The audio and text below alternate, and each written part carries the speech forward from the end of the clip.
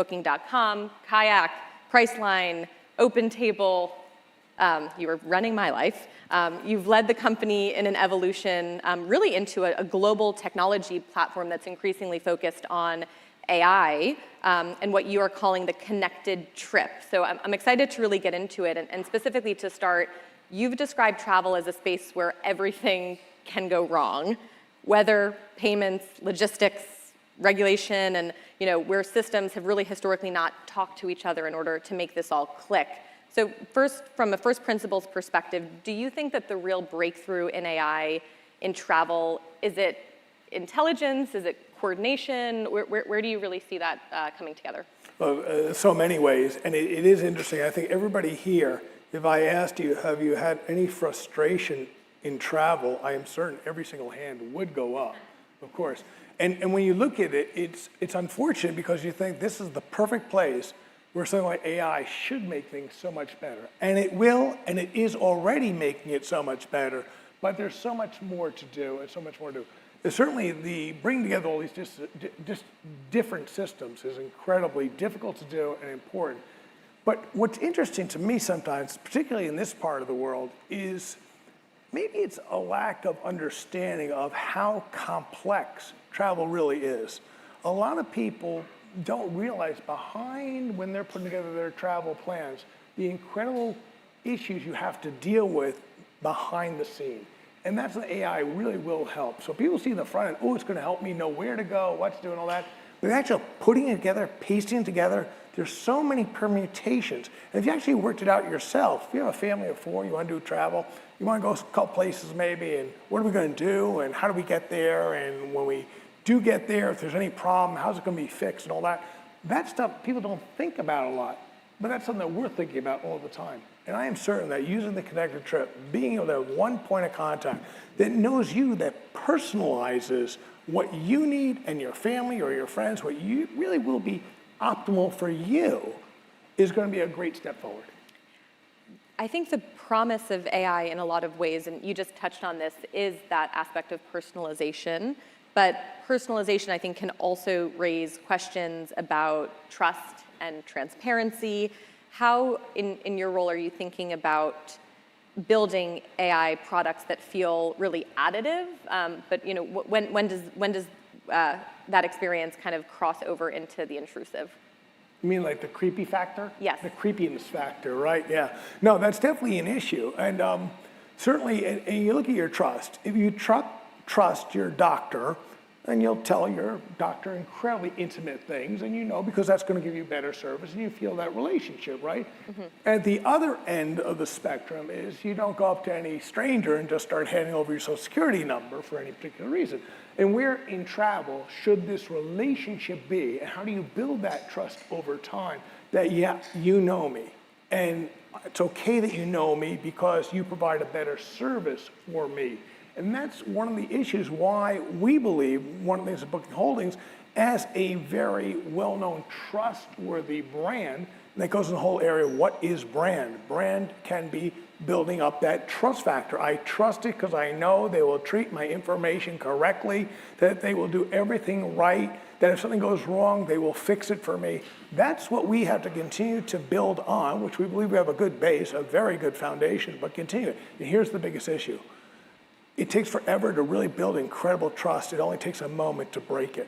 And that's something that we are very aware of. And AI, it makes it that much bigger because the use of that information can be so much more destructive if used improperly. Of course. Glenn, you've spoken pretty candidly about AI's impact on entry-level work specifically, especially in the customer service area. How are you thinking about the balance between automation and better service, but also how that connects with responsibility to the workforce in parallel? Yeah, it's really complex, and I've talked about it a lot because I see it happening. And it's happened forever. Technological changes, new tools come in, people are more efficient. Businesses find that, well, that role is now being supplemented or even replaced by technology, so you either need fewer people or no people. And what happens to those people? Now, the economists will say, and correctly so, that the net benefits to society are great, and that's true over time. But if you're the person being replaced, You don't feel that way at all. Let me ask a question. How many of you have been fired? No, well, I'm gonna hold my hand up because I've been fired, okay? It sucks. It's really bad, especially if you're fired, and I'll give you my hold up. You didn't do anything wrong. You were a good worker, okay? You were a good worker. You did everything right, and your job was eliminated. And that really, really sucks.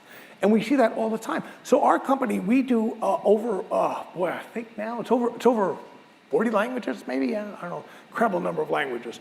We used to do the content translated, and everything was translated by humans. This is 20 years ago. We had thousands of translators doing it, okay? How many translators do you think we have now? I don't think we have any. What happened to them? Where'd their jobs go? Well, that's gonna happen a lot more and stuff. What is our responsibility as a company to help develop people so even if their role is reduced or eliminated, that they have gotten what they should have gotten besides a paycheck? And that's why I'm talking to my CHRO all the time, making sure every single person, 25,000 employees, every single one of them is AI literate as possible, given their education, given what they do. Make it so that they are able to gain from AI personally, their own futures, et cetera. One. Two, make sure that if we do have to make changes, that we're giving the opportunities for other roles, other things. Can they move from where they are to something else? But we as one company, we can't do it just by ourselves. This is something that's much more important for governments to take the lead in how are we going to deal with this very rapidly changing. Look, it's happened all the time. Midwest and the changes in industry, in the steel industry, or you go down to furniture making in the South, Southeast, or any part of the world, this change has always happened and new jobs are created. We got that. But how do we handle the people in the middle? I just saw that Pepsi's got trucks now that are delivering. They're completely autonomous. Anybody see that? Okay, if you're a truck driver, let's say you're driving an 18-wheeler, you're making a pretty good living. Not a bad job, a good job, and you didn't need a lot of education for that at all. Well, when all those trucks are automated, what's gonna happen? You're a 50-year-old person? What's gonna happen to you? And we have to be thinking real hard about that, because the rate of change has accelerated so much. And when there is such accelerated change, there can be societal disruption. There can be turbulence. And we should get ahead of that before it happens. Shifting gears kind of to what you're doing at a global level as CEO. There are a lot of executives here in the room kind of running large global organizations, but Booking operates in almost 200 countries all across the world. More than 220 countries and territories. We like the number to be as big as possible, so we'll count places like Puerto Rico as separate, because it's kind of part of the US, but so we just add it on. All of these locations all across the planet all actually have different rules around data and payments, customer protections, and then increasingly kind of different approaches to regulating AI itself. And as that regulation and as those policies actually start to diverge globally, how do you possibly build AI systems that can operate coherently in that environment? Hoping to get kind of like some practical insights. Well, and that's why we'll see some of our great companies here in the Bay Area are not allowing some of their services in other parts of the world because the regulations don't allow, or they're concerned about that being. It is a very complicated issue. And the whole thing now with the EU coming out with their idea of technological sovereignty they want, and of course most countries around the world are thinking about these issues, so it's data sovereignty, it's not being dependent on others. What about the whole issue of technology and the issue of money flows? And people now concerned if any one country can have control over the issue of payments. These things are so complex. Privacy that we deal with. That's why it's not so simple to just replace global companies such as ourselves that have been in the business for, I'm now my 27th year of building things up, so we know what the rules are in this part of the world, and we know how to do it legally, correctly, and obey all and over there we can do. The idea that some 17-year-old is gonna vibe code or replace them for Booking is just so preposterous. But yet, some people actually think this. There's a growing assumption, I'm actually very interested in your take on this, that large language models, the LLMs, are eventually going to just own the customer relationship across industries, including travel. What do you think people underestimate about the complexity of actually executing these real-world transactions? We started to talk about it a little bit in terms of the regulation and privacy, but what's to stop an LLM from just kind of grabbing that relationship? I mean, the truth of the matter is, I mean, when you see the money and the numbers being thrown around, anybody can replace anything. If one of the large frontier model owners decide, instead of spending $100 billion on that, we're going to spend $100 billion replacing the steel industry, they could do that. Of course, it'd be a really dumb use of the money. Terrible thing to do. So the reason we believe that we have a competitive advantage, or at least it makes more sense for us to do what we're doing, which is partnering with all the most advanced players in the space, creating what we do best and what they do best, and creating something better for both of us. So yeah, in the end, there is no such thing as a universal moat. There's nothing. Nobody has that. But if you continue to evolve, continue to make it better, continue to do what your expertise is better than what somebody else can, and certainly more efficient, and that they can create economic value by the combination, which is what we're doing, that is the way we'll continue to thrive as we have had with all the changes that have happened, and there have been a lot. Gen AI ain't just the first time something new has happened, as we've been able to do over the last more than 24 years. Well, Glenn, we'll leave it there. Thank you so much for your time. Thank you.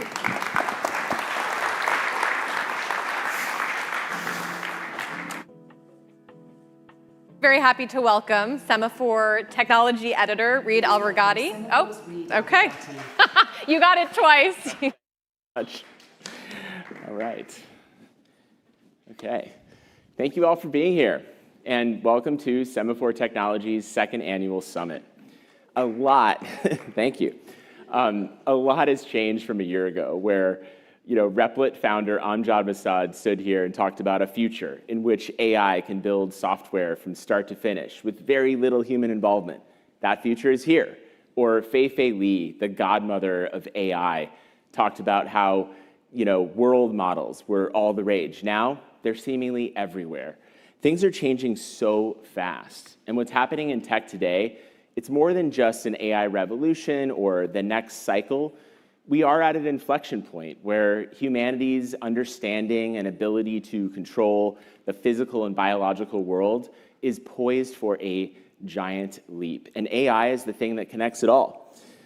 So to wrap our heads around all this, we have to go back to first principles. Quantum computing, nuclear fusion, robotics, their real impact will be in the second, third, fourth order effects that are unleashed across the job market, across every aspect of the economy. So we're going to take that first principles approach, and we're going to use it in these conversations today. We're going to strip these technologies down to their inputs, their constraints, the incentives, and then reprogram our understanding of this technology. So we are so grateful to have such sharp and curious speakers here today to explore all this with us. So I'd love to kick it off. I'm excited to introduce our first speakers. Please welcome Aaron Levy, co-founder and CEO of Box, and Jeetu Patel, President and Chief Product Officer of Cisco. I think I see them.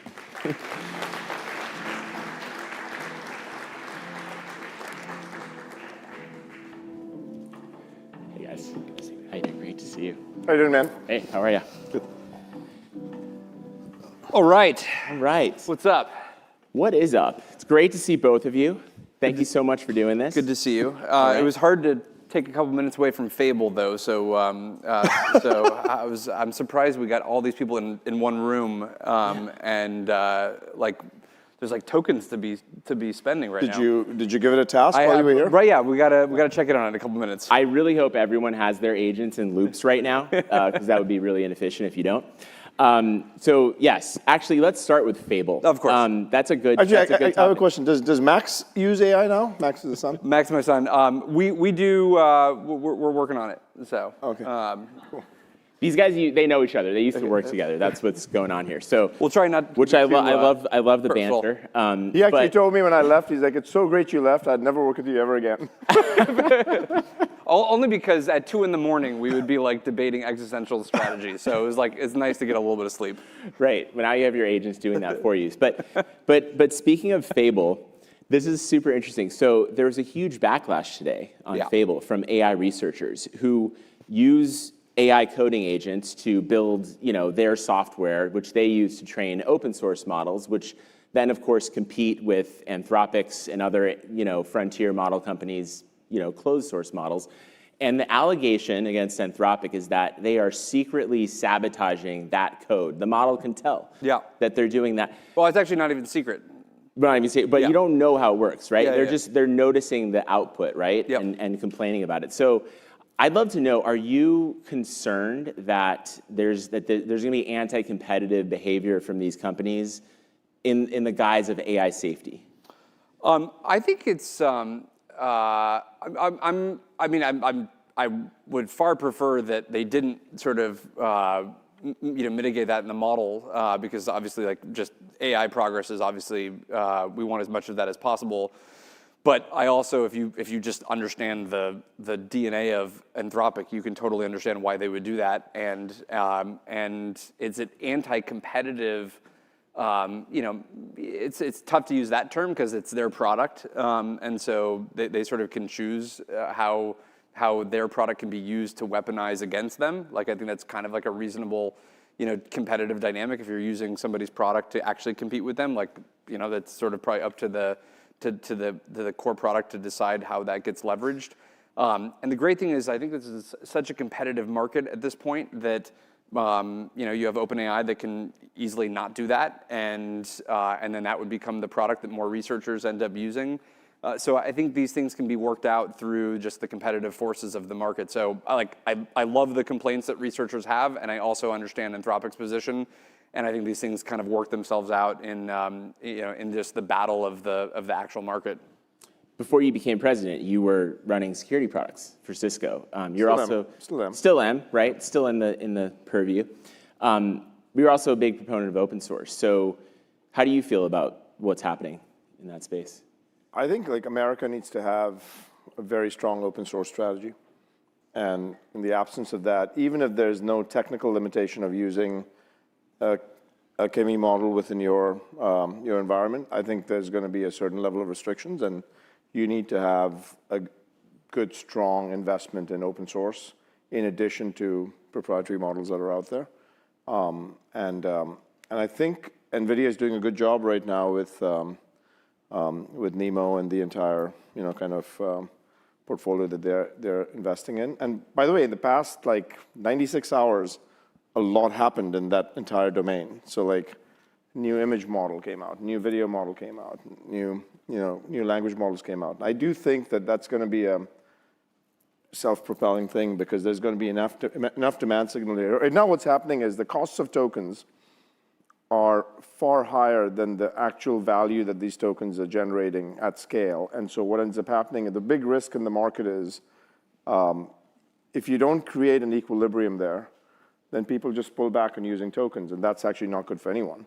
And so what you need to have is there'll be an intelligent routing layer. You'll need to make sure that you actually have small language models. Not every query needs to go through a frontier model with 10 trillion parameters.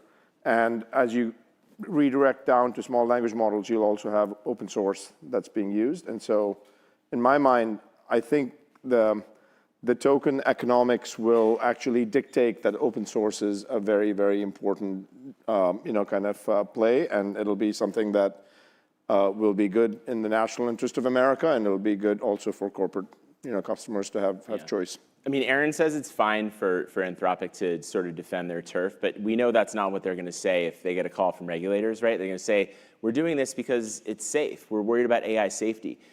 And this model's too dangerous. It's going to create a bunch of security flaws. Are you worried? Now, Mythos obviously already sort of started this debate, but do you actually buy that? Is it that much of a step change in security if they allow this to run free? We were, in Project Glasswing, we were the first of the companies to actually get access to Mythos. Glasswing is the Mythos program. That's the Mythos program that had 11 companies initially that they made the model available without guardrails to.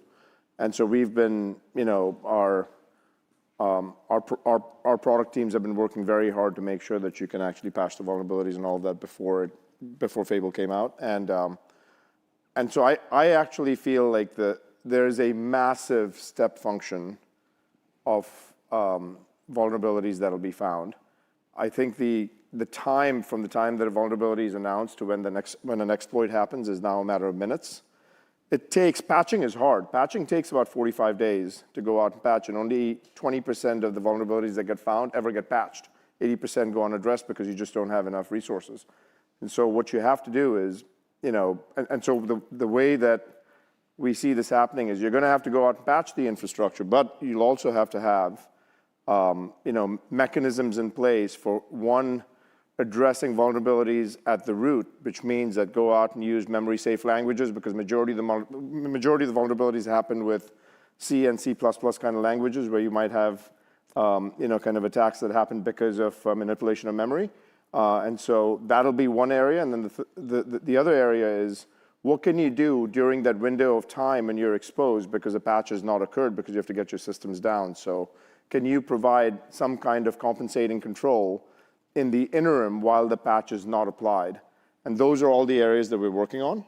But it is a non-trivial risk that you should not take lightly, and it's a national security risk if some of these critical infrastructure. I mean, when you have a power plant or a hospital go down, and you can do that in coordination with agents, bad shit can start happening.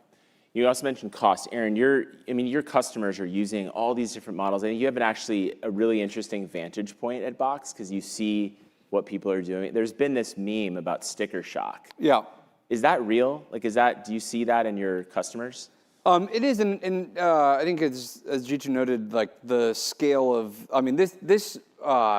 you have to, if you looked at just the revenue graph of OpenAI plus Anthropic, between, right now versus 18 months ago, it's obviously, 5, 8, 10x in some cases, depending on kind of what time period you look at. And that's effectively when we figured out how to have agents actually work. And you have both the combination of reasoning models and the ability for the agents to run these models in a loop, which basically goes from, the equivalent of a task that you'd give a chatbot, maybe, answering some kind of question, having it access a basic search system, a RAG-based approach. Maybe that was a 10,000, 50,000 token problem per task. And now a lot of the workloads that are being deployed and starting with coding it could be 500,000 tokens, could be 5 million tokens, could be 10 million tokens. So, you're at 1 to 2 orders of magnitude increase in what is going to be consumed in compute the moment that a person does, a single prompt of an agent. And so that has just exploded overnight in these organizations, starting with coding. And then obviously we figured out how to take the coding harness and put it into something like CoWork or put it into something like Codex, which has that same kind of compute potential. And just nobody has actually budgeted for this because it just showed up overnight. And in Silicon Valley, that's okay because you're like, okay, well, I'll just raise more money. And then we can fund the tokens. But if you're in any kind of large enterprise and you have a CFO that's modeling the business within, a tenth of a percentage point of cost, within the organization, and all of a sudden, you have 10,000 engineers that started to use Claude Code, and that's exploding. That's obviously going to be a huge bill that shows up. So the really bullish thing is the fact that we're even having this conversation. It's actually very bullish for AI that it has gotten this expensive, because empirically people are actually willing to pay the money. You could not rip out coding agents from our engineering team. Just we would sort of cease to function as an organization. So the very bullish thing is it's working, and then the next act is the sort of optimization period. We're actually not even really in optimization yet. I think you should assume that there's still have to get good at it. Yeah, exactly. There's probably still another 5x to go before you really are in the optimization period. But as agents go from just coding to the rest of knowledge work, then you should expect that we're going to see another jump up in total spend on compute. As people figure out which workflows are working, which areas are they getting kind of high ROI, then they'll shift to a mode of, okay, I understand this workflow. I understand that I spend $10 million on it with a Fable class model. maybe in the future I want sort of Fable to have 30% of it, and then something like Nemo having 70%, as G2 mentioned, from a routing standpoint, and then now you're only spending $5 million on that same thing. Yeah. So that's the period we have to go through over the next couple of years. Here's the crazy math. Think about if you have every employee in your organization just use $200 of tokens every week. In 50 weeks, a company our size would need $900 million extra that's not budgeted. And that's just $200. That's just $200. Like, there are some people that might use more. Now, on average, an agent consumes 450% more network bandwidth than a human conducting that same exact task. And so you've actually got this massive upsurge of consumptive behavior of infrastructure. And so like these things are economically not viable until you get to an equilibrium. So the way that we've done it so far is, it's like riding a bicycle. The first time you ride a bicycle, you're not that good at it.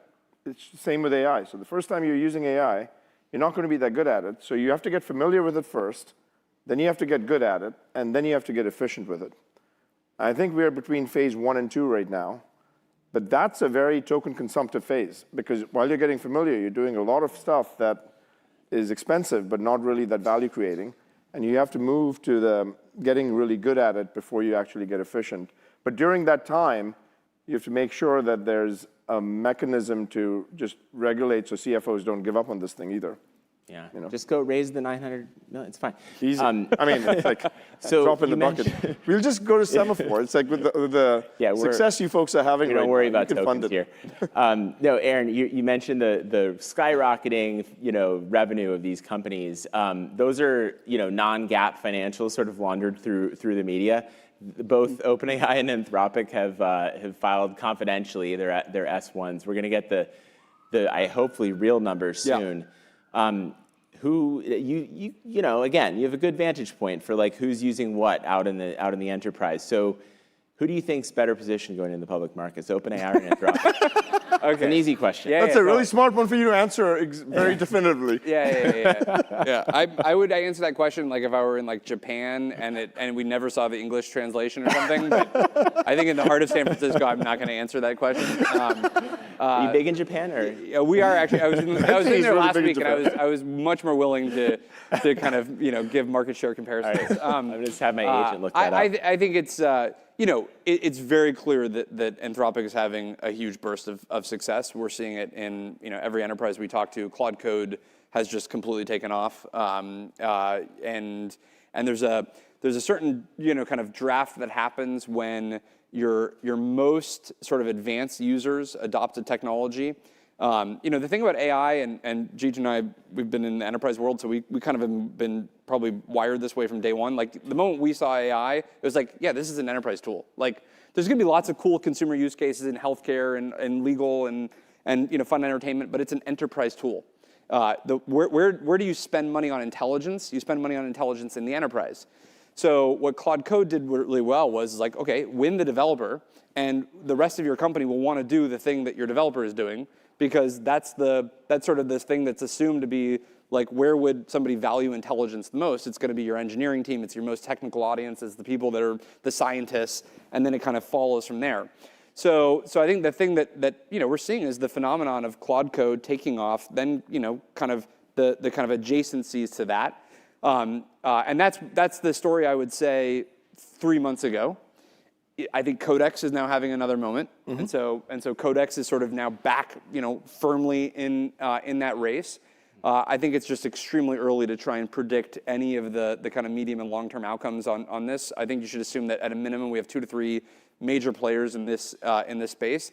Can't even count out things like Cursor with the Composer model. Obviously, they have access to the full SpaceX cluster.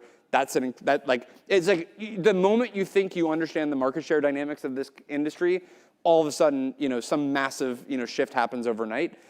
So I don't think you can be predicting winners or losers at this point at this level. And the thing I look back on is XAI still in the game? Of course. Oh, absolutely. But it'll be but like, does it have to be Grok versus it's Cursor is a harness that runs agents and that's using Colossus compute? It's like there's so many, like at some point like the value probably more accrues to who's just ultimately powering, the underlying infrastructure and the models. So especially in a world of the Nemotrons kind of layering in there. So I think you absolutely have to keep SpaceX in the game on this. Yeah. We are early investors in Anthropic. We were the first design partner for Codex. We have a very strong partnership with Google. We work very closely with XAI. And I have to say that it's actually not even a good business decision to just bet on one. Yeah. Because you're going to have 3 or 4 of these major players that are going to be in the market. They'll play a very competent game. It's going to be, there's a race condition that's going right now. So there's no reason that any of them are going to stop, and they all have enough compute resource. And it was even the way that the market's evolving, where Colossus 1 was given to Anthropic, and so Anthropic had enough compute, but then XAI is going to use Colossus 2, but then they actually have Cursor that they're going to buy, and then that'll actually be something that'll benefit from the XAI model. All of these things start to compound on each other, so it's very hard to predict what's going to come out ahead. Yeah, yeah. You both have been, I think, pretty early on. There's not going to be a job apocalypse essentially, and it seems like the world is coming around to that idea. At the same time, though, you have these layoffs that are being blamed on AI, at Meta. Yeah. What do you make of that? So I think on our side, every single we've had one of our products that's 100% written with AI. By the end of the year, we have half a dozen products that will be 100% written with AI, no human lines of code. By the end of next year, 70% of our portfolio will be 100% written with AI. And given that, you would think, oh my goodness, you should let go half your engineers. And all of my bottlenecks right now happen to be human. Every single thing, in a world where you're writing unlimited amounts of code review becomes a bottleneck. So you say, okay, fine, I'm going to automate code review the first step. So fine, you go ahead and do that. At some point in time, when you can write anything, what you choose not to write is going to be far more important, which means product judgment is going to be a bottleneck. And I don't think you can just outsource product judgment. I still feel like we're pretty far away from human instinct and judgment being something that just gets easily outsourced to an AI model. You still need to have humans being able to direct it in the right way. So we have found that right now there's a large shortage of people that understand AI well enough and are dexterous in AI, and we're paying ungodly amounts of money for those people. So it's not a matter of letting people go. But what I think will happen is every job will get reconfigured, and the gap between someone that's fluent in AI versus not is not going to be a 20% differential in productivity. Yeah. It's going to be 50x. And when you get to a 50x differential in productivity, it makes little sense to hire someone that's not fluent in AI. So what you have to do as a society, and this is where Silicon Valley is not that great, what we have to do is not just assume that's collateral damage, because there's going to be a fair number of people affected with this, that we have to collectively invest in how do you go out and upskill society and train people and get them up to the next level. We're working with governments all around the world right now to make sure that we have training programs in every country that's a major country for us to kind of focus on, to say how do we get AI dexterity to be at a base level so that people, it's kind of like not knowing how to use the internet right now. Would you hire that person? No. It's going to be the same thing with AI. Aaron, you call this an enterprise technology, but ultimately we care about this is going to change our lives as individuals, whether that's at work or in our personal technology lives. I'd love for you to tell me, when you sit and think about, what is the world going to look like when we get past this phase of we're building the infrastructure now. What's work going to be like? How are we going to interact with technology? Yeah, I think you can see this version already playing out in the Valley. And this is actually why I'm optimistic on jobs, because the fastest growing startups that we all can think of are hiring like mad. What are they hiring for? They're hiring for the things that computers can't do. And computers, it turns out, can do a lot of things in some domains that are digital and where they have the right information. And they don't do a lot of things in domains where there's human-to-human interaction, there's anything in the physical world. They have to move kind of goods and services around the economy. And so I probably won't add much to the zeitgeist beyond what we already, I think, all recognize, which is you're going to be having agents do a bunch of work for you in the background at, effectively all times. And you're going to give those agents tasks, and you're going to be, your responsibility is to then use your judgment on, did you give it the right task? Did you veer it in the right direction? Did you review the work? Did you incorporate that work into a broader workflow? And I think engineering right now, one other area that we are probably overestimating the near-term impact on AI is due to, people in Silicon Valley seeing the impact on engineering. And engineering has just like a bunch of great properties that work well with automation. It's an entirely text-based medium. The users are highly technical. The data that the models are trained on are lots of code. So it's like really easy to see these profound sort of jumps in productivity with engineering. And then you go to the real world and you talk to a lawyer and you talk to a financial analyst or you talk to a salesperson at a bank and if you look at their daily task list, it's not all just inside of a terminal with text that sort of just needs to be auto-generated. It's meeting with a client. It's getting the client's concerns, figured out how to be parsed into something that you can then go and apply judgment to. It's doing much deeper analysis on a set of data than just what a computer will do in a single run. And then interpreting that analysis and deciding should you make the investment trade or not based on that.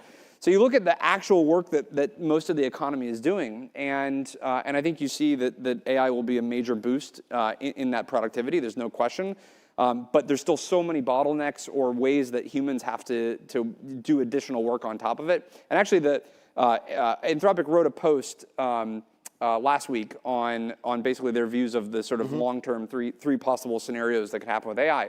And in the third scenario, which is their most sort of fast takeoff scenario, they only had one paragraph on this point, but it should have been an entire post, which is the bottlenecks of society that don't really relate to how much compute you have. And the bottlenecks are, how long does it take to make something, to develop a drug, to get that drug into the economy? How long does it take for societies that are democratically kind of run to go and change with new technologies? Those are going to be the bottlenecks, and so that's also conversely, that's actually why you have an optimistic job scenario, is because both there's more time for people to figure out what that new type of work is, but also there's just some things that will not be automated because they're not things that computers relate to. I think as we run out of time, I'd love to ask you quickly: are you still thinking about something like AGI on the horizon, where we hit this point where it just completely blows away everything we're talking about today? It goes to another level, or is that sort of like you not think about that anymore?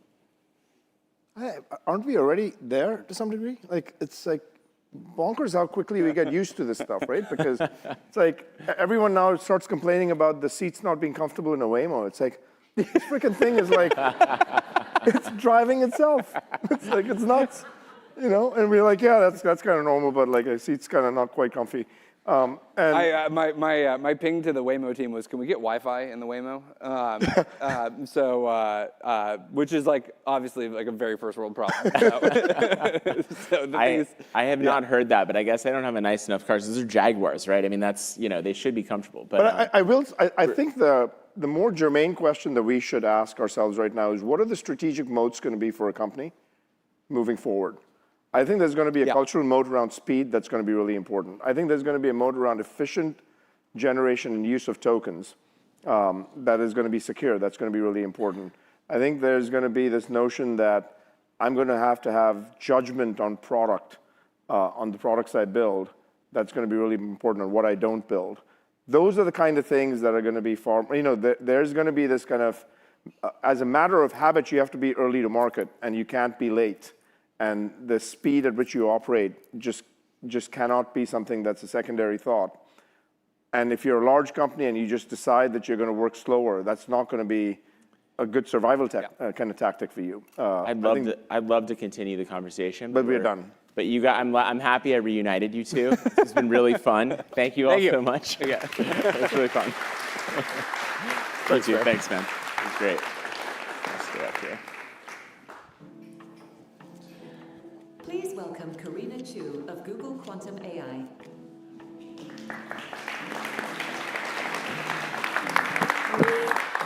great to see you. Oh, it's great to be here. Hey, everyone. Thank you for coming. Absolutely.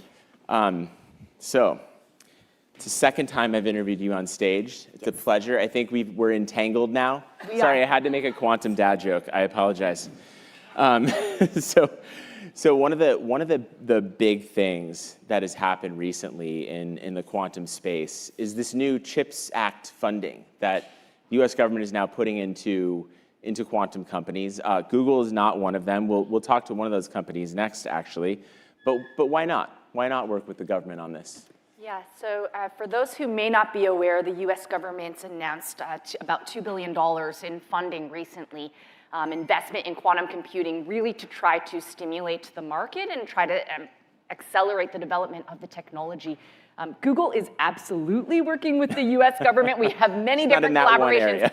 Yes, in this one specific case, I think there were various conditions that came with the funding, with which Google believes we'd like to move as quickly as we can to a quantum computer, and so there's other ways we're working with the US.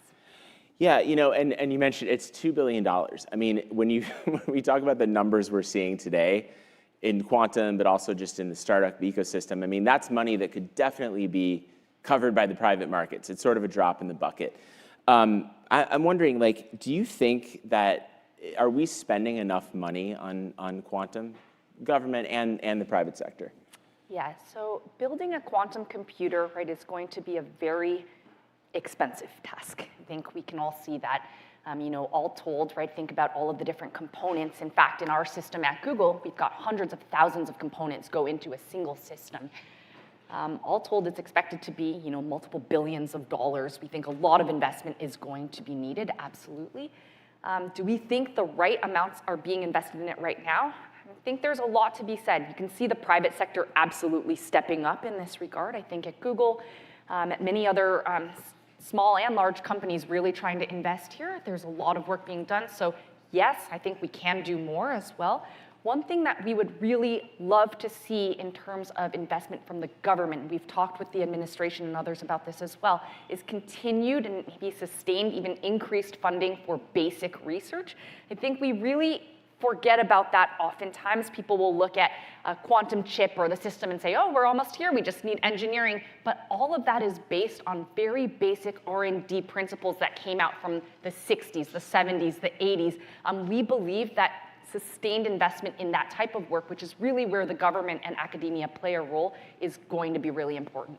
Yeah, so which kind of brings us to the China question, right? This is something we talk about a lot, but where are we now in the China versus US quantum race? And of course, China's putting a lot more money into this than the US government. It's a big priority.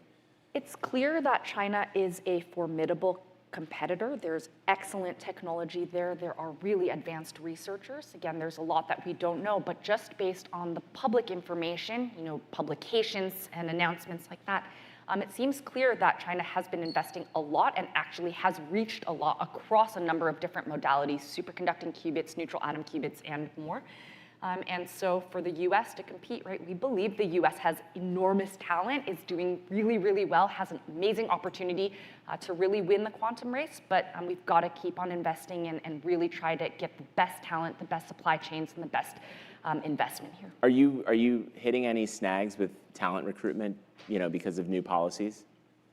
Currently, we have not seen that to date at Google, but we do see, of course, that the climate is challenging, A lot of our academic partners, for example, we partner with over 100 academic institutions in the US because basic research and these types of collaborations with new students, with postdocs is very, very important, and we are seeing some challenges in that realm. We expect, as things continue, we're going to need to get the best talent from all over the world to make this technology possible.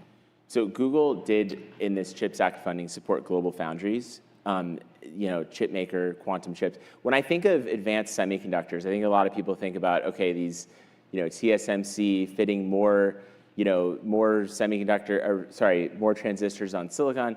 How should we think about quantum chips? Is it the same idea, or is it a completely different kind of race? And we have one here, so I'm sure you can all see that very well. I actually brought a Willow chip with me. So this is Google Quantum chip that we announced in December 2024.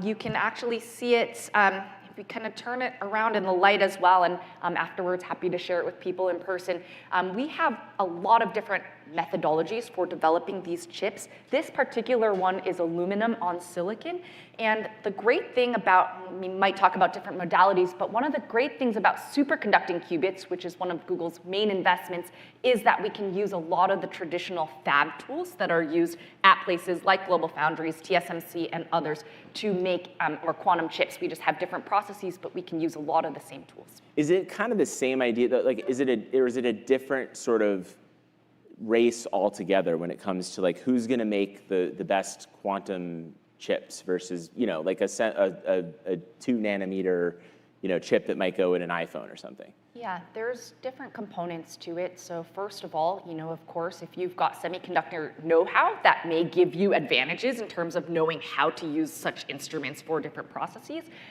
But you can't just be amazing at semiconductors and expect that you can build a quantum chip, right? Because it's completely different technology, completely different designs, and so you need both of those things to be successful. Yeah. You actually mentioned the different modalities. This is a superconducting chip. So let's go into this. I mean, you recently, Google AI, quantum AI, recently made this sort of dual track approach, right? Going into neutral atoms, which I think gives you, maybe more chances of success in the shorter term. Is that right? Explain what the difference is. Yes. So for those who may not have been following as closely, there are many different ways that you can try to build a quantum computer. All you need really is a quantum object, right? So some people will use electrons as their quantum bits. Some people will try ions. Some people will try atoms. At Google, for over a decade, we have invested in this technology called superconducting qubits, superconducting quantum bits. They are made out of superconducting circuits that, when cooled down to almost absolute zero, take on quantum properties, and we can use them really for quantum computation. Superconducting quantum bits have a lot of advantages, including that they can be fabricated with traditional tools that are in the semiconducting industry. They also are the fastest known quantum bits, so their operations gate times are on the order of nanoseconds. That's 1/1000th of a second, so they can be very, very fast. That being said, I think it's been interesting to see complementary other technologies being developed, different ways to make qubits over the last many years. And one that we've had our eye on at Google for the last few years has been neutral atom qubits. Now, the reason for this is, in fact, there's been interesting progress in that field, but neutral atom qubits are almost great at a lot of the things superconducting qubits are not, and vice versa. So superconducting qubits are super fast, as I said. Neutral atom qubits are slow. However, superconducting qubits, like you can see in our chip, they get patterned onto a device. They have 4-way connectivity, so each qubit is connected to 4 other qubits and can be entangled with them. Neutral atoms have a really great advantage that they can be moved around and have what's called all-to-all connectivity. So that opens up a lot of different types of opportunities with quantum algorithms, maybe new types of ways to solve problems. And so we're really excited that we're able to invest in both. Do you think there's going to be one approach that wins out? And I think back to like the early days of semiconductors. There were different ideas, right? And everybody sort of settled on silicon. Nobody makes chips out of other germanium anymore. So is that going to happen in quantum? Do you think? It's hard to say. To your example, a lot of people basically coalesced around silicon, and that's the direction the field has taken. I think germanium and some others are utilized for very, very special situations. But if you look across, but if you look across, right, even where semiconductors are today, there still are many different types of compute, right? You've got your CPUs, you've got GPUs, you have ASICs. Google, we use TPUs, and they're specialized for different types of applications. That could be where the quantum field goes. We would estimate probably it's not going to be all the different types of qubits become successful, but possibly maybe different types are going to be good at different types of problems.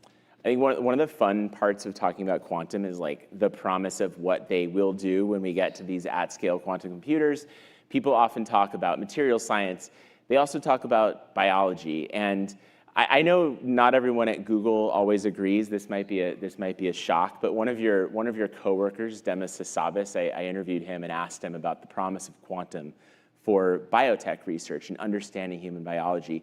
He kind of pushed that argument aside and was like, it'll be good for material sciences, not so good for this area. And he should know he won a Nobel Prize for, for AlphaFold. So I don't think when I talk to people on your side of the company, they seem to disagree with that. So what's your argument for biotech? It's funny, we've had this debate with Demis many times, and every time we come to the conclusion, yes, quantum computers are going to be useful, but the debate rages on. So a couple of points I would make. I think the first, and really want to impress that upon everybody in this room, is that quantum computers are capable of solving problems that AI and supercomputers cannot. We know that to be true, period. We could dive into that in more detail. But even this chip that I'm holding in my hand, it was proven to be capable of solving a problem in a couple of minutes, a benchmark problem, what would take one of the world's fastest supercomputers, Frontier, 10 to the 25 years. So that is way longer than the age of the universe. It's been clearly proven that quantum computers are going to be able to solve some classes of problems. Now, what types of problems in what real-world applications? That is really an important area of exploration. One of the examples that you just brought up that we've talked about with Demis and others is in this idea of biology. Right? And the example is AlphaFold and other AI tools have made enormous strides in biology. It's been really, don't want to undercut that, and really been very cool to see AlphaFold in all of the subsequent technologies and developments since then. That being said, I think we can all appreciate that AlphaFold trained on hundreds of thousands of proteins in a protein database, right? It was not just AlphaFold coming up with these protein models itself. It trained on protein crystals that had been crystallized by scientists over 30 plus years. They all lived in a database. Then AlphaFold was able to train from that, learn, and start to make predictions. What we can absolutely see in the scientific world is there are so many types of problems, there are so many types of molecules, proteins, and other things that we do not have experimental data for. There is nothing for an AI to be able to train on. Hopefully with advances in new technologies, there's more experimental data out there, but we believe that quantum computers are going to be a very important part of that development. Quantum computers, because they are quantum in nature, exactly the same as electrons and atoms and molecules, they can calculate ab initio, from the start, exactly what is happening inside of a certain molecule, inside of a certain protein, provide data that then AI can train on. So we believe the two are going to work together. I think the question that people in biotech ask is but we know so little about the human cell to begin with. So is there even a ground truth, a starting place that you could program a quantum computer to calculate, to try to understand? Yeah, cells are so complicated. I know Daphne will be here later, so she'll be able to talk about that from her expertise. I think we're absolutely looking at how we start small. So today's actually Willow chip and other quantum processors can be used for new discoveries in physics. We're already using our qubits today to simulate electrons, to understand what is going on in many-body physics, to understand what's going on in certain forms of magnetism or different ways electrons interact with each other. We know that's already true. As you work your way up, we showed last fall with our Quantum Echoes announcement that we could use quantum computers together with experts at UC Berkeley in chemistry to look at the structure of small molecules and actually deduce that, right? You imagine just continuing to go bigger. Of course, a cell is incredibly complex. That being said, it's made of loads and loads and loads of molecules. As we get more and more powerful computers, as we get better algorithms, we believe we're going to be able to use quantum computers to really simulate and hopefully ultimately to the level of things like proteins and larger. There's a lot of, I know we're running out of time, but just a quick question on something that's maybe a little outside your typical area, but a lot of people want to invest in quantum computing companies. There are public ones. They're saying, we're doing quantum computing today. Obviously, it's very different from what you're doing with this long-term approach of at-scale quantum. Should people be looking for, exposure to the quantum markets in some way, and is there something you would advise them to do other than buy Google stock? That's not an acceptable answer. I think Google is a clear leader in quantum computing. That being said, right, I think it's really an interesting time. Like, at the very least, I would encourage everyone in this room to start looking at, what is going on here in some of the offerings, whether on the markets or not. What is the technology being claimed? What is out there? I think many of us would agree that quantum computing is going to be an important, exciting modality hopefully to solve major real world problems that are otherwise not possible. We believe that in the next 3, 4, 5 years, we're optimistic we'll be able to see some of those applications, which is amazing. Of course, not every single approach is going to work. It's science, after all. We've got to explore, but definitely would encourage everybody to learn about it and see what makes sense and maybe even start learning to program some quantum circuits. Could be fun. Well, we are out of time, unfortunately, but that was fascinating. Thank you so much, Karina. Thanks, Reed. Right. Thanks, everyone. Thanks. And take a look at the chip. Please welcome Pete Shadbolt of PsiQuantum to the stage. Good to see you, Pete. How's it going? Thanks for being here. Oh, pleasure. Thanks Right. for having me. Well, this is like one of those old school debates. Now you get to respond to Karina. Pete, you're, co-founded PsiQuantum. You are obviously, Karina's got two approaches. You're putting your eggs in one basket Yes. with using photons. Yep. We talked about neutral atoms. We had a chip, a superconducting chip. Photons, a particle of light, is your qubit. Yeah. Photons are really hard to control. They're crazy. They bounce all over the place. How do you do that? Like, explain your approach. Yeah, so the idea for PsiQuantum is to use particles of light to encode the qubit. And in the good old days, we would do that with lenses and mirrors. So we would control the photon by bouncing it around on an optics bench, focusing it with lenses, bouncing it off mirrors and stuff like that. About 25 years ago in Brisbane, Australia, my co-founder Jeremy made the first gate that way. And then he looked at this huge forest of optics and said, there's no way this scales. And at that time, there was another technology getting built, which was silicon photonics. So silicon photonics has been kind of lingering a little bit in the background for a while, but is suddenly all over the media because the ability to move light on a chip is suddenly in like really, really high demand for next generation AI data centers. And so 25 years ago, Jeremy had this vision to leverage that silicon photonics technology and repurpose it to manipulate single photons and build a quantum computer. And so we built a research group at Bristol. I was really lucky to get my hands on the first 2-qubit processor back then, nearly 20 years ago. And from then on, we've just been improving and scaling that technology, always with this thesis that we would follow along with a much, much bigger industry and that we would be able to leverage the semiconductor industry and that kind of momentum to get this machine built. And you build these photonic chips, I think, in San Jose, right? Or near San Jose? Yeah, so what do they do? Explain what it does. Like, it's a big part of the strategy, right? Yeah, so we have to make qubits. We have to make the basic unit of quantum information, and you can't just use transistors. You got to use something unusual. What we do is we take 2 waveguides, and a waveguide is the lithographically fabricated device that moves light around in a transceiver in a data center. So there's like optical fiber, there's a chip, there's light moving around on the chip, and then there's a GPU. And we take that chip technology, instead of putting laser light in there, we put a single particle of light. And then it's really dumb. We literally make 2 waveguides. We label this 0, we label this 1. If we put the photon in the top, we encode a 0. If we put it down here, we make a 1.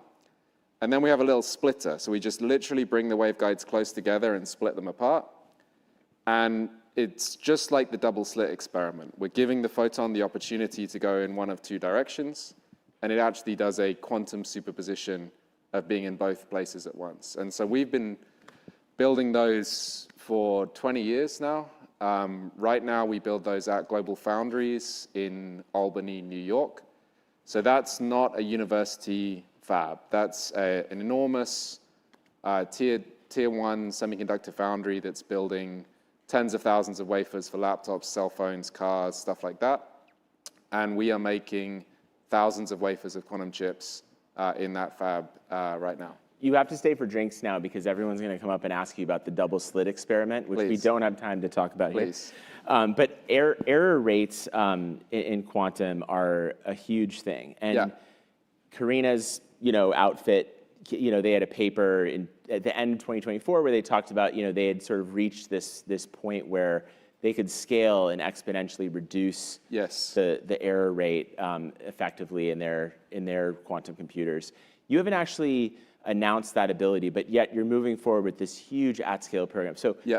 is that something that you're working toward, or are you confident you're going to be able to solve that problem? Yeah, that's something we're working towards. Put your hand up if you've been pitched by an arrogant quantum computing startup founder like me who says that their way to do it is the only way to do it and that everyone else is going to fail. Like, this is ludicrously competitive.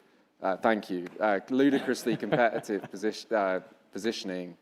By the way, the Google machine is the best quantum computer to my taste. Like, the work that the Google team have done, to me, is the most impressive system on the planet today. And it has done things that skeptics, that's just my taste, by the way, that's subjective. But it's done things that skeptics told me I would never see done in my lifetime, including this logical qubit, so this demonstration of quantum error correction. It's amazing that works the way I read about in the textbook 20 years ago. And I remember reading those textbooks and thinking, this is a fascinating academic idea, but is it really going to do that? And so it's a huge, it's just amazing that this is getting done.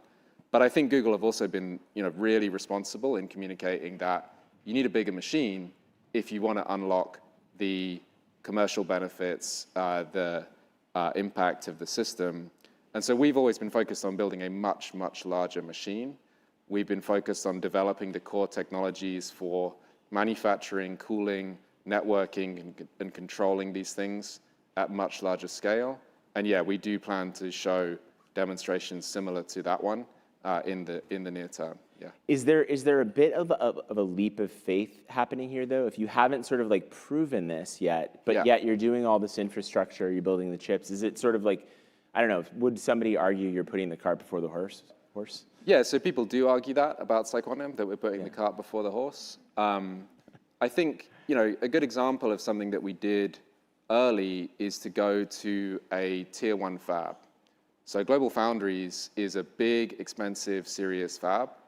We could have made those chips in a university clean room. It would have been orders of magnitude cheaper, faster, shorter learning cycle to build those parts in a small R&D fab.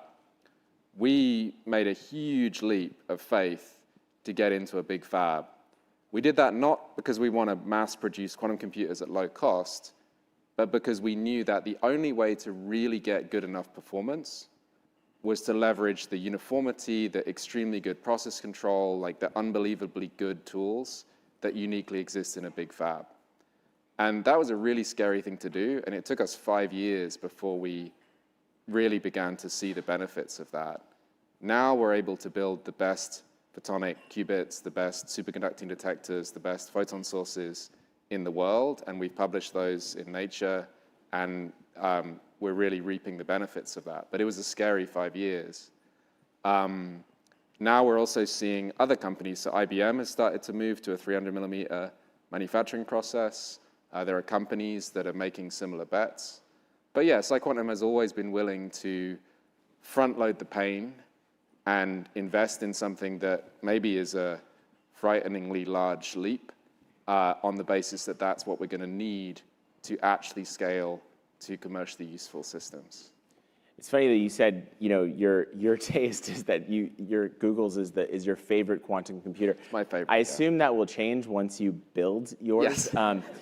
If we pull it off, then yeah. Do you think you then become the de facto standard, or is it more like a scatter? There'll be many different approaches, and they'll all sort of play their part.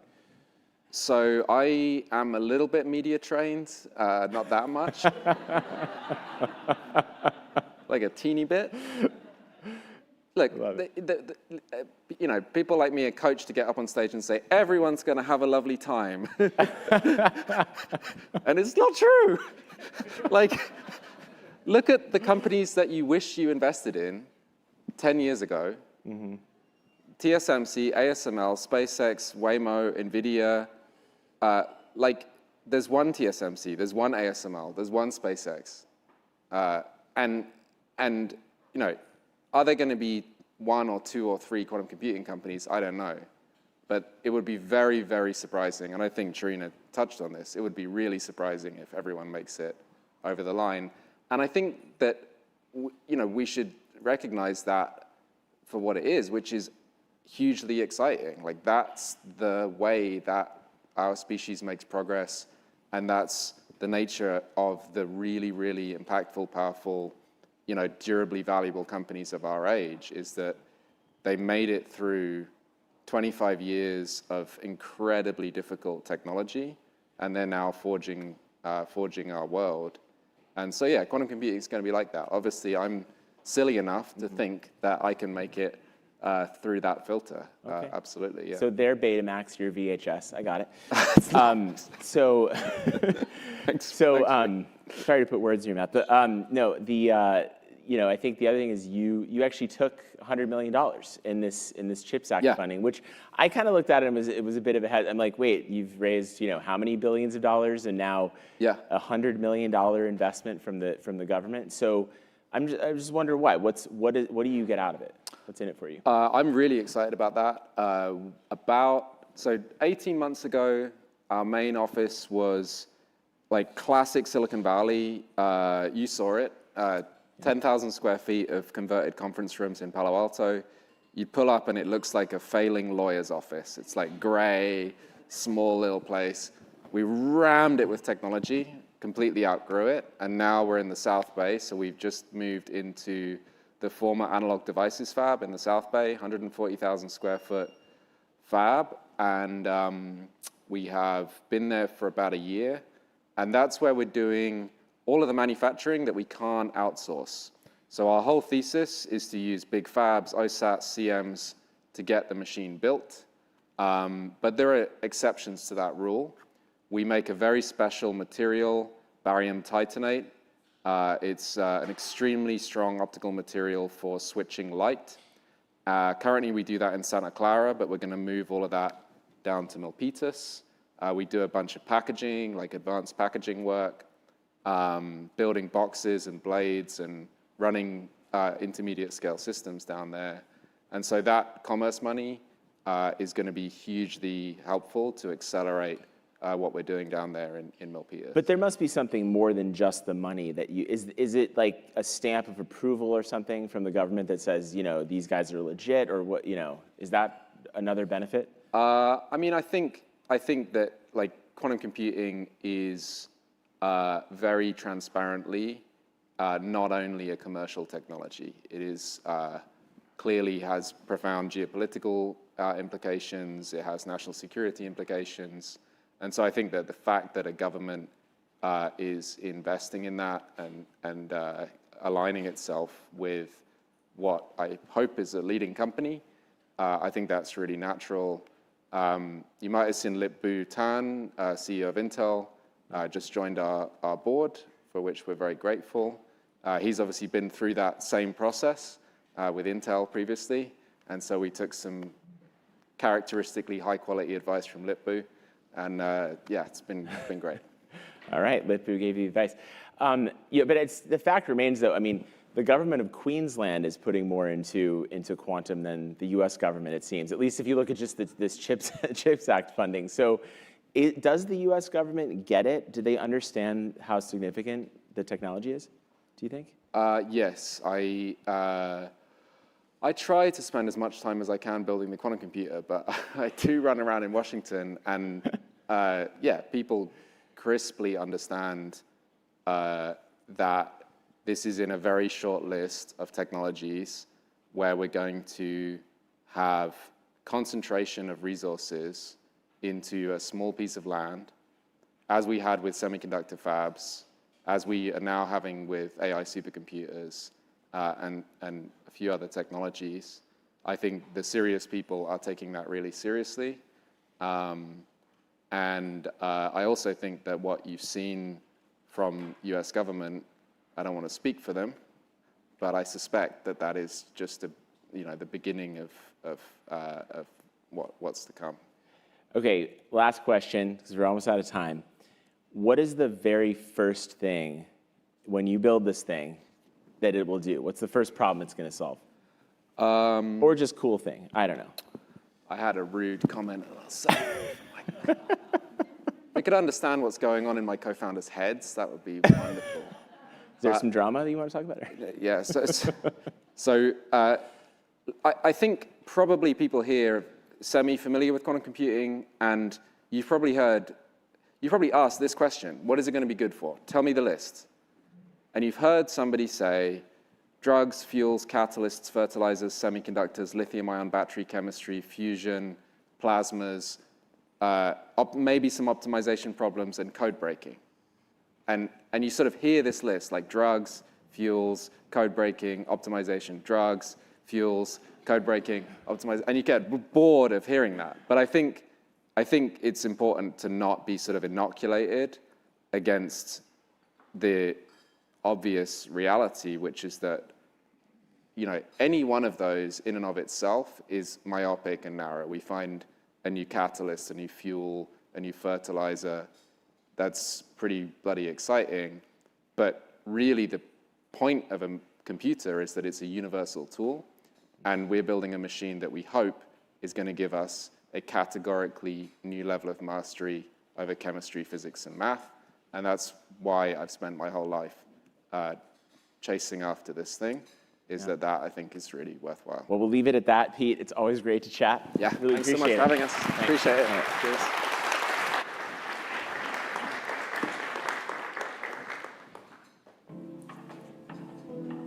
Please welcome Dan Priest of PwC and Semafor's Rachel Intro, Ottenheim. okay, it wasn't perfect. But.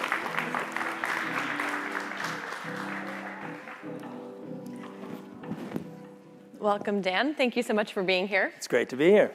I'm very excited for this conversation because we've heard some amazing speakers so far, but I think in a lot of ways, what you do as Chief AI Officer of PwC is you're kind of functioning as like a diplomat or translator between this world in Silicon Valley and every industry and company all across the US and the world. So I'm excited to dive into it. You are leading the firm's artificial intelligence strategy. Again, PwC is one of the largest professional services firms in the world. And I know you are known for being a first principles thinker. First, just to start off, so much of AI adoption and implementation, as we've heard today, actually comes down to trust. And your research shows that US consumers trust AI at roughly half the rate of counterparts, for example, in China, Indonesia. What do you think is going on? What's driving that gap? I mean, a lot of it is the narrative. And so in China and those emerging markets, they look to AI as a path towards economic prosperity. And in the US, we're afraid of AI for taking jobs and maybe not being good for our economic future. Or the economic future is concentrated in too few. And so the narrative... I think it's the media. I think it's leadership. I think it's confusion about what AI is and how it's going to roll out and how it's going to impact the workforce. I mean, there's so many, there's just a ton of confusion. We went from hype to reality to hand-wringing and confusion, right? And we're spending a lot of time on the hand-wringing and confusion. But I do think there's a reality that we can sort of anchor on and start to build strategies around. And media is sort of consuming what they're hearing from these companies. Leaders have to, there can be fear about the future, and that future can still be good. And it's up to the leaders to sort of understand what's driving the fear, work through those issues, and chart a path forward, bring people along. And that's just not happening right now at scale. So many of those conversations with CEOs who are trying to navigate this, and also the broader industry, the thesis there is that the actual constraints behind or inhibiting AI growth is power and compute. You've pushed back on that pretty hard. If the US grid is running at only 53% average load, compute efficiency is increasing. What's the real constraint that you see, and why is everyone getting it wrong? So it was interesting because I was at the Semafor event in Washington, D.C., and we were with a group of CEOs, and we were talking about the headlines. The big bottlenecks for AI are around power and compute. And I'm like, how many here are struggling with power and compute limitations? Almost no hands went up. I'm like, is anybody here struggling with power and compute limitations? How many here are struggling with trust and adoption issues around AI? Like, almost everybody raised their hand. Like, it's just, yeah. And we would love to be struggling with power and compute limitations because that means everybody's adopting AI and starting to get value from AI. But the headlines, this is my point about the confusion, the headlines are, it's not that power and compute aren't issues. It's just they are issues for the technology companies building the AI foundation. 95% of the companies out there that we work with are the ones who are trying to absorb AI into their businesses, change people models, change operating models, change business models, change partnerships. And that's all around trust and adoption issues. You've referenced the VisiCalc moment in your writing, which was an industry-wide moment of panic when people feared that spreadsheet software, this is great, would make computer jobs obsolete. And you've used that as an example to argue that automation may actually create more demand for analysis versus less. But at this moment, maybe there's a counter argument. Automation is happening like perhaps a lot faster than labor markets can adopt. How do you think about that, and how do you actually stress test this analogy for the moment that we're in today? Yeah. Well, so I believe we're living in a digital world that has to digitize a lot more. I would love if my smartphone was smarter and the enterprise applications that I use were more intelligent and more touchless. So I think we're at the forefront of a 10-year journey to get to a place where we are really digitized. And what's interesting, if you just look at what's happening in engineering, I saw one of the speakers before was referencing it. So code generators, which build applications or support the development of applications, you would think would be putting developers out of job. Indeed just released that there's been a 15% increase in job recs for developers, right? And I do believe it's because the point was made that humans are the big unlock, right? Like in this age of AI, ironically, the single biggest determinant of your ability to be successful with AI is humans, right? Like, so you have to have great human talent. And so all of these things about, introducing new automation, new tools to the human workforce, certainly there'll be some disruption, but there's just this enormous transformational wave that we're going to go through for the next 5 to 10 years that creates so many opportunities. And those who kind of figure out how to be really good at absorbing it into the way they work and really smart about creating new sources of value, they'll be okay, right? I mean, and right now the demand for the human talent is going up, not down.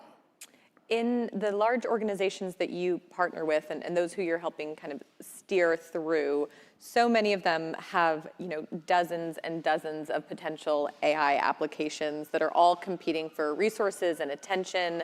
What framework do you put forward to them to separate the high value targets versus the lower value targets? The stat that is still haunting me from some of the earlier conversations is when G2 said, $900 million of unbudgeted cost just because, organizations are going wild with experiments and use cases. How do you think about, giving advice? Tokenomics. Right, exactly. I mean, so we organize around like 2 tracks of transformation. Track 1 is like the big, I'm transforming my business in focused areas that, will make me more competitive, more profitable, position better for the future. That's track 1. Track 2 is give it to everybody, democratize the use, and some good things will happen. But you're not really transforming the business with track 2. There should be controls on track 2. Like, there should be some FinOps controls around, you hear these wild headlines about, $500 million spent on tokens. Oops. How do you do that? Right? Should be some controls on track 2. And then But would that stifle innovation and experimentation in a bottoms-up way? I think that's how so many organizations are starting to get their arms around this. But in track 1, so mostly we're not seeing the big innovation or the step change in track 2, where you give it to everybody and they innovate. The innovation is coming from track 1, where you say, hey, I'm a drug discovery company. I'm going to use it in these 3 ways to take the $1 billion in 10 years to get a drug to market down, right? And I'm very targeted, and I've got the right controls in place. I've pulled my best engineering talent, my best domain expertise in, and I've got a plan for how to get value from that. Or the track 1 is focus, and that's where we're seeing most of the innovation happen. Is this is going to matter to my business, and I'm pulling the best human talent, and I'm figuring out my data estate around this problem I'm going to solve. Like an outsized return through focus. It's the Pareto, right? It's like the 20% of the problem that's going to drive 80% of the value. So you're bullish on hiring. It's graduation season all across the I was US. very happy not to get booed when the AI in the title has become a liability these days. Right. No, I think there's a lot of fear and frustration, and as you mentioned, some negative sentiment. This year's graduating class is the first truly native AI native cohort. You also have a personal stake in that view, as your daughter is entering the workforce for the first time. But companies at the same time, many of your clients as well, are under a tremendous amount of pressure to cut costs, and entry-level roles, arguably are an obvious target. What do you think is the economic case for protecting those roles right now? I know you mentioned that Indeed data, which is really interesting, which is kind of the demand in hiring, in engineering, for example, is going up. But how do you see things at that kind of early career level? So I talk to leaders within PwC about their hiring practices on this. I talk to our clients about this. I believe it's sort of the old diamond shape, right? When outsourcing and labor arbitrage was really popular, we said, okay, we can go from a labor pyramid to a diamond. Mm-hmm. We never really ended up there. That same argument resurfaced around AI. Yeah. I'm like, why would you do that, right? Why? These are, to your point, these are AI natives who are so affordable, so smart, so ambitious, so change ready. I would invest and they're going to think about the world differently. I would grow that part of my workforce. If I was going to go after any segment, I was like, let's talk about middle management. let's get middle management working with these tools and up or on, right? But the early career worker, I would invest in that segment of the workforce aggressively. Yeah, it's a compelling argument. So last quick question. You are exposed to so many CEOs and executives who are kind of taking the question and the strategy of AI into their own hands. What do you think, just at a basic level, separates, I guess, the leaders from the laggards, and what could we all take from that? I mean, the leaders are not crowdsourcing, so they're not spending their time in track 2, right? They're not waiting for the citizenry to say, hey, this is how we're going to transform, right? They have done the strategic analysis. They know what matters to their business. They know what the new table stakes look like, and they know how they're going to be special and win in the market. And then they invest accordingly, and they're leaned in. They are pulling their best talent. They're investing disproportionately. It doesn't matter what is going on in the sector. It matters like what are you positioned to be successful with. But the leaders are focused. I guess that's the best way to put it. They're focused on a few problems. There's two. If anybody says they've transformed the entire enterprise, they're probably hand waving at this point, right? There's just too little human talent. The models are still maturing. The data estates are still dirty and fractured and hard to work with. It's a game of focus, and the leaders are the ones who are creating the right focus on the parts of the business that will make the biggest difference to the future. Well, we'll leave it there. Dan, Yeah. thank you so much. Thanks, Ray.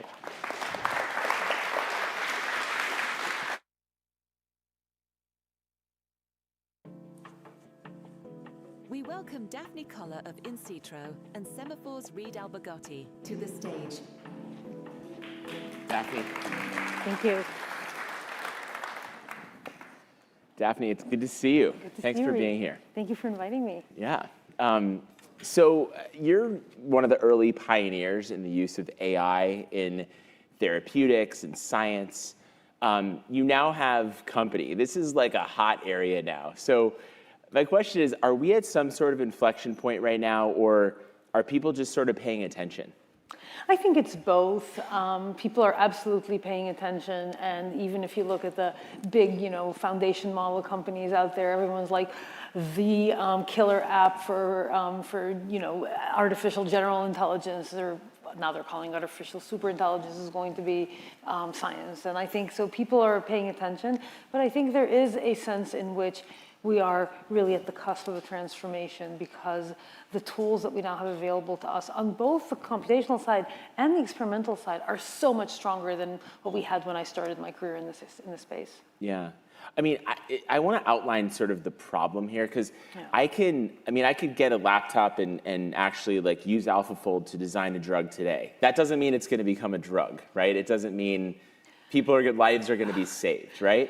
I'm going to modify what you said and say that you can use AlphaFold or one of its, progenitors to, not progenitors, one of its children to design a protein. Whether that protein is a drug is a question that has multiple ramifications, which is, can you even deliver it safely and effectively to a human is maybe table stakes question. But then the bigger question, and the one that we've set out to solve, is even if you can take that protein, put it in a person, and it performs a certain biological function, does it do anything for the disease? And for the vast majority of diseases, we have no idea where to intervene, so we can't even tell you what type of protein you need to design. It's obviously a very daunting space. Right. So maybe you could help sort of like draw a line, like what is AI useful for and what is it not useful for? In this space. Yes. Well, let me change this I'll change the question slightly. I can tell you what people are using it for and what I think they should be using it for and what we're using it for. So there's a lot of work going on right now on exactly what you said. I want to design a molecule that performs a particular function. It binds in this way to this target or whatever. And that can be a small molecule or it could be a biologic or whatever. And we've gotten far better at designing those molecules and frankly, cutting the time from years to months to weeks, and arguably some people might say hours. That's awesome.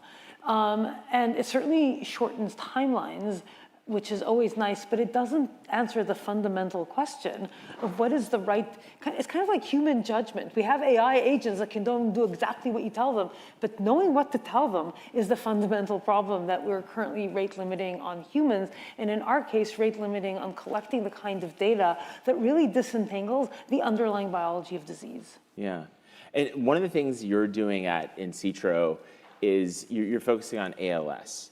I'd love to know, among other things, maybe we can talk about brown fats, but ALS is one of the big ones, and yes. I'm just curious how you chose that, because choosing the right target is as you said, it's the big battle. Absolutely, and I mean we picked ALS due to a set of considerations, some of which are ones that other companies might have employed. I mean clearly the unmet need is enormous. I mean devastating disease, people die within 3 to 5 years, an absolutely horrible death, and there's no therapeutic that meaningfully moves the needle for those patients. So that's a fairly obvious reason. But the other thing that we felt was that we had a discovery approach that could unlock differentiated insights for this disease, because in this particular case, we were able to interrogate the biology of healthy and diseased motor neurons and really sort of interrogate the ability to take what is a diseased motor neuron and revert it back to a healthy state, where those definitions of healthy and disease and the trajectory that we needed the neurons to follow was revealed to us by AI methods and looking at billions, literally billions of these motor neurons. And so the opportunity was the kind of the other circle in the Venn diagram where we felt like we could bring disproportionate value using our discovery approach. Right, and it's, one of the things is there was a data set out there, right? No, there wasn't. We made it. You made it. So how did you make the data set? We have spent much of our journey at In Sitro building the capability to print biology at scale, print 22 billion cells and counting, measuring them in different ways, perturbing them in different ways, so that we can build what has not previously been built, which is an AI model for human causal biology. And causality is really important because you can collect observational data sets all day long, and what you'll get are the passengers that come along for the ride in the disease. Causality is the critical word when what you're doing is intervening in a system. And so we are building the data set that will allow us to create an emergent model of human causal biology and tell us the intervention points that are going to be impactful. I mean, and it's now your proprietary data. It is. So I guess I'd love to know, we have this technology now, we have this new power to analyze this data, yet other than a few countries, the UK Biobank, maybe the UAE, maybe China, they're not doing that much to actually, that's ambitious around data. And I'm just We are not, and honestly, it's very sad for me. So we are well able at this point to print large amounts of cellular data, and that can absolutely reveal biological mechanism. But at the end of the day, you're not curing cells. You need to be curing people. And the bridge to that translatability is, what does it take to move the needle in a human being? And for that, you need human data. And you correctly said UK Biobank is really a landmark data set in that area. There's a few others. We in the United States have done precious little to create a large national resource that really will empower that type of scientific discovery. I find it shocking that I can go to the DMV today and check a box and have my organs donated to science, but I can't check a box that has my healthcare data donated to science. Why is that? Why is it the case that patients and their family members and their friends and even people who just care don't have the agency to say there is a data commons that is appropriately safeguarded with the right anonymity and so on, and we know how to do all that, but I cannot donate my data to empower discovery. Do you, on that privacy question, there are people who would say, well, it doesn't matter if it's anonymous. Someone will figure out a way to reverse engineer the data. They'll de-anonymize it or something. Do you think those are legitimate concerns? I think it depends on exactly what you're releasing. There's parts of your data that I would challenge anybody to try and understand who that person is.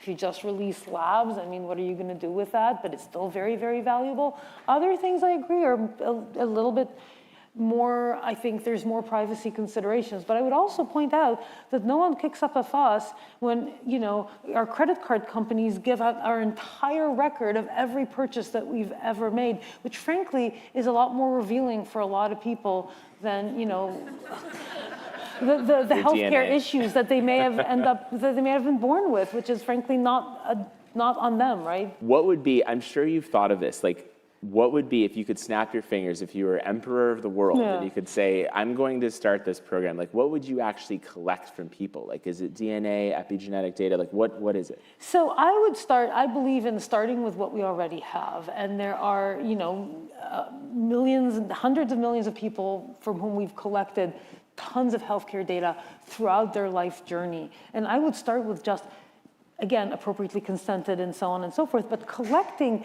that resource and using AI to make sense of what we see, longitudinal patient journeys, and what what people have done and how that's impacted their downstream consequences. Now then, again, trying to stay rational, because unfortunately I'm not the emperor of the world, but I would basically identify some number of individuals who have particularly interesting healthcare journeys and could kind of create interesting points in the space and deeply phenotype them, measure all sorts of aspects, to your point, epigenetics, imaging of different kinds, and so on and so forth, that would allow us to relate the clinical consequences from the very large population to the biology that we measure in that smaller number. That's what I would do. Yeah. And we mentioned some of those countries. I brought up China. They've been racing ahead in biotech, and it made news today on brain-computer interfaces, which we'll talk about later. Are we still ahead, or do you think is China, catching up? I think we are ahead in some ways. In the most cutting edge of biology discovery, I think most of those discoveries are still initiated in the US, and frankly then very rapidly taken up and capitalized on by the Chinese, and they're able to execute way, way faster because they have developed a machine that allows them to experiment first in the lab at scale and efficiently, but more recently experiment in humans in clinical trials. And people are like, oh, well, they're doing things unconsented and unethical. That's not true. I mean, they've actually put in place reasonable ethical considerations and a reasonable approach. They just removed all the bureaucratic crap that, sorry, excuse my French, that makes this thing really slow in the United States. And so they're able to very rapidly take a program into the clinic, collect data from human patients, which is frankly the only model system that translates to humans as humans, not mice, not even monkeys, and collect the data from that experiment and use that to improve their next program, their next molecule. Whereas for us, that journey is like 6 years by the time you collect the data. Who cares? Could we do that in the US? I think with the right sort of willpower and the right capabilities, we absolutely could do that. I would argue that AI actually also creates opportunities to accelerate some of that clinical development in ways that I don't know that the Chinese have adopted yet. For example, if we were to have my Magic Emperor database of US healthcare records anonymized, I could identify using AI the set of individuals that are most likely to benefit from a particular clinical trial for a large set of trials, not every trial perhaps. And what that would do is that not only would it allow me to recruit really, really fast, it would also democratize clinical trial access to populations that currently don't benefit from that because they don't live within a 100-mile radius of an academic medical center with a PI who happens to know something about the disease that they have. And so all of a sudden, participation in clinical trials would become something that is available to rural America and disenfranchised populations that currently don't have that access. I mean, what's stopping us from doing that now? This is a government level decision, and the do you talk to people in government? I've tried to make that case, and hopefully, we're starting to get some people to listen. But it's, I would also point out that the U.S. government pays for the healthcare of a very large fraction of the U.S. population, Medicare and Medicaid.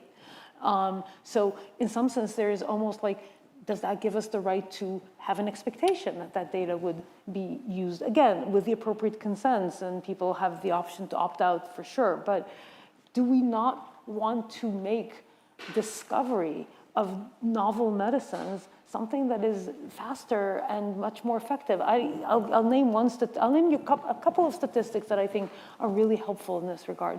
Of the set of named diseases, only 22% have any approved drug. That means the rest have nothing. And that's not just long-tail rare diseases where you have 5 patients. Half of those are common diseases. So think about how much unmet need there is out there for which there is nothing. Now, I'll give you the other statistic to counteract that, or as a counterpoint to that. The number of novel mechanisms, novel targets that we've pushed into the clinic on an annualized basis has gone down from 100 a decade ago to 30 now. So the extent of innovation to address that unmet need is actually decreasing precipitously. How is that going to help all those sick people for whom we have nothing to offer as a community? One of the interesting things that's happening with like the GLP-1s is it's sort of like existing outside of the healthcare system in a way. People are paying out of pocket. Do you think is the economics changing? Because as these things, you don't have to worry about this sort of broken healthcare system when you're innovating. Does that change the economics at all? Does it increase entrepreneurship in the future, do you think? I don't think that the GLP-1 model is one that can be replicated for some of the diseases that are not the mass market diseases where people are incentivized to pay out of pocket because they want to look great when they go to the beach, right? I think that there are many diseases where, the economics are such that, frankly, most people cannot afford to pay for the drug out of pocket, nor should they have to. But I do think that the way in which we've structured healthcare economics, where there is the expectation that you pay for, drugs out of pocket, but a lot of things that frankly bring considerably less benefit to patients, including much of what you pay for when you go to the hospital, that's all covered. And so in some ways, some of the most effective interventions that we have at our disposal, which are drugs, are viewed as the culprit simply because we've designed the economic incentive system that people only pay for those out of pocket, so everybody hates that, as they should. So I think that there are things that we could do. I'm not a healthcare economic expert, so I'm a little bit going out on a limb here, but there's absolutely better systems that we could design that would create a more equitable access to these potentially life-transforming interventions. Yeah, I mean, it's, as we run out of time, I was actually, I think one question I have is just in the longevity space. People are talking about like this on this topic, like peptides and all this stuff, right? I mean, do you think, like, are we on the verge of sort of a change in like that space as well? Or do you think is it all BS? I don't think it's all BS. I think that there are certainly some very interesting interventions that people have discovered that could move the needle on, I would say, extending health span. What I'm not convinced of yet, because no one has shown that, is can you push past the natural boundaries of maximum lifespan? No one has yet created anything that suggests that you can get a person to live past 130. That being said, extending health span is really, really cool. And we didn't talk about our brown adipose tissue target, which is a program that 15 seconds. In 15 seconds, it appears to activate white fat and turn it into brown, metabolically active, much healthier brown fat. And that absolutely sits upstream of many, many diseases of aging, like cardiovascular disease, kidney disease, liver disease, obesity, diabetes, and many others. And so I think more and more of those targets are going to emerge and frankly are going to be better than some weird Chinese peptide that you got on Etsy. So, Well, it's all the time we have, and the maximum lifespan will be relevant in later conversations. So, Daphne, thank you so much. Thank you. Really great.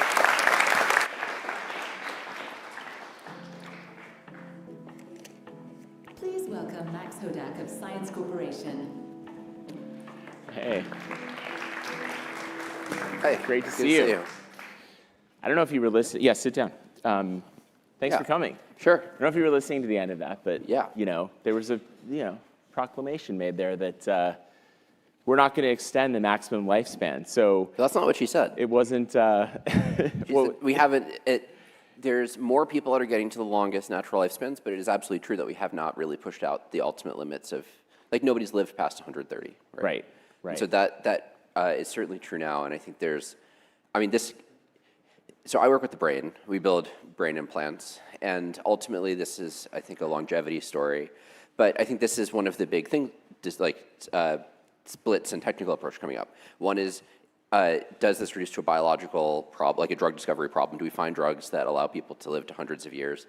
Or is there purely technological solution that involves engineering the brain? I think this is there's different camps on this. Mm-hmm. Well, I mean, you've said, and to me in person before, that you think there are people alive today who will live past 1,000 years old. I think it was something like that. So how does that happen? How are we actually going to get there? So my thoughts on this are evolving. I stand by that. I still think this is true. I mean, I think we have so the brain does two things, right? The brain is intelligent and it's conscious, and we are learning a lot about how it produces the phenomena that manifests as intelligence. We are learning less, like we are behind now on the consciousness side than we understand the intelligence side. Both of these were totally mysterious 20 years ago. Now we, I think, have a reasonably good sense of where the intelligence comes from. There are now, I think, some really interesting ideas on where the consciousness comes from. And if you put these together, you can get, the goal is to build super intelligent conscious machines. And if you can connect that into a patient, then you can, in a very profound sense, redraw the border around where like a person ends and begins, and this gets at very deep questions of identity. But what I meant by my thinking is evolving is I actually do think there will be more biological solutions. Like so on the one hand, I think that it's totally plausible that cancer becomes a chronic disease. I don't think we're going to cure it like broadly by any means, but I think it's something that more and more people will be living with for decades. Now that doesn't speak to pushing out the ultimate lifespan of like going to 200 or 500. And that I think is very hard biologically. I think like even if you solved all causes of mortality other than this thing called genomic instability, where cells don't keep the DNA perfectly intact over time from when you were born. They loop out parts of their own genome. That, like in the brain, this is used for plasticity, for learning. In other parts of the body, you get this mosaicism where cells kind of end up losing some of their memory of the genome they started with. And that you can't fix with a drug easily. You'd have to restore all of the information somehow. That seems very difficult. And even if you removed all causes of mortality other than that, it's still tough to imagine getting past like 150, which is why I think these other approaches are what the future will be a big part of the future. So Max, you co-founded Neuralink with Elon Musk, which is now, has made some breakthroughs, right? Their patients are controlling, video games with their brains, sort of this wild stuff. But 5 years ago, you left to start Science Corporation, which has a bit more of a narrow focus, right? Well, at least when it comes to the BCIs, right? Helping blind people see again, which is also, obviously an incredible feat. But it seems like a much more specific focus. I'm wondering what made you want to make that shift. So we have 3 programs at the company. The first is our work in blindness. We have actually 2 different products targeting people that have gone blind because the rods and cones in the eye have died off. There's a bunch of different diseases that cause this to happen. Our main clinical trial was in an age-related macular degeneration. And the reason that we focused on this from the beginning was we thought it was the most valuable thing that we could do in terms of just where the technology was in 2021, what was likely to work, what were the unmet needs. We thought that we had a line of sight to have a successful retinal prosthesis, and I think that has been borne out. And that is, it's both very profound for these patients, and I had family experience with this. My mom's dad had retinitis pigmentosus, so I grew up around blindness, and I kind of know how important that was. And also, it's a better, this is ultimately a business. It's incredibly capital intensive. It costs hundreds of millions of dollars to develop these things. You do need to get paid by the system as it exists now, as terrible as it is. And it is just easier. I think of all the applications of BCI, and there are a bunch, we thought that it would be, the situation we wanted to be in was explaining to CMS how we restored sight to the blind, not something else at the time. What does it look like? You actually have people who are testing these things, right? What does it look like to them when they get these things? So and also just to, and I'll come back to this in a second, but we have 2 other programs, and through our partnerships, there's other companies that are building on our technologies, and so I'd say actually there's a lot of breadth to it. There's a fairly comprehensive vision of some things that we think are missing. The vision is just one element of that, but it's by far the most translationally advanced, and it will be the first thing to come to market. But for what it looks like, so you have to think this, you perceive this big color scene, but only the central 6 or 7 degrees of your field of view is actually high resolution color vision. Your eyes are constantly darting around your brain's asking like, where if I look next will most reduce my uncertainty to be at the scene. And so these saccadic eye movements are moving around, filling in the world model seen by the brain. And so the chip that we put in is only 2 millimeters by 2 millimeters, and typically the area of atrophy in the eyes of these patients is much larger than that. So it doesn't fill in the whole area of atrophy, but they get this, it's kind of like looking like through a straw, where they've got this, they have residual peripheral vision, which they can use to walk around and not hit walls for the most part. But all of that high acuity central vision's gone. So they can't read, they can't recognize faces, they definitely can't drive. I mean, all the stuff that they'd really use to interact with the world's gone. And so what it looks like is they've got this residual peripheral vision, and then there's an area which they describe as just missing. Like they don't see a black spot, there's just a thing that is gone. And they get a patch at the center of that back, which is black and white, but it's sharp and it's defined. And through that patch, they can read a couple letters at a time, or they can recognize a face at a time. And it looks like vision, like it's clearly intuitive vision, high contrast, black and white, small field of view. Yeah, it's fascinating. I mean, so as you said, you have a lot of other, areas that you're looking into. One of them is Vessel, which is a product that will, if it all pans out, be able to keep organs alive for much longer, which helps stop them from going to waste. Essentially, you can transport them. It'd be a huge thing to accomplish. But I think this is a good opportunity for you to explain this grand vision, because I think some people might go, wait, what do these two things have to do with each other? Like, what's the connection there? Yeah, so the technologies that we work on often have multiple applications, and we're balancing things that we think could be really transformative down the road after more development, and also being a real-world, sober medical device company today in the system that we have. And so for our work in perfusion, one of the things that brought me to this, and I've told this story before, but there's this article that I read in a medical journal about a decade ago, which was a case study of this kid living in Boston who was waiting for a lung transplant. And while he was waiting for a lung transplant, he's being kept alive on this heart-lung bypass system called ECMO. And he was on this for an extended period of time. It was actually a couple months. And during this time, he was hanging out in his ICU suite, playing video games, talking to friends, basically being like a 17-year-old, except for the fact that there was this machine that was breathing and beating his heart for him.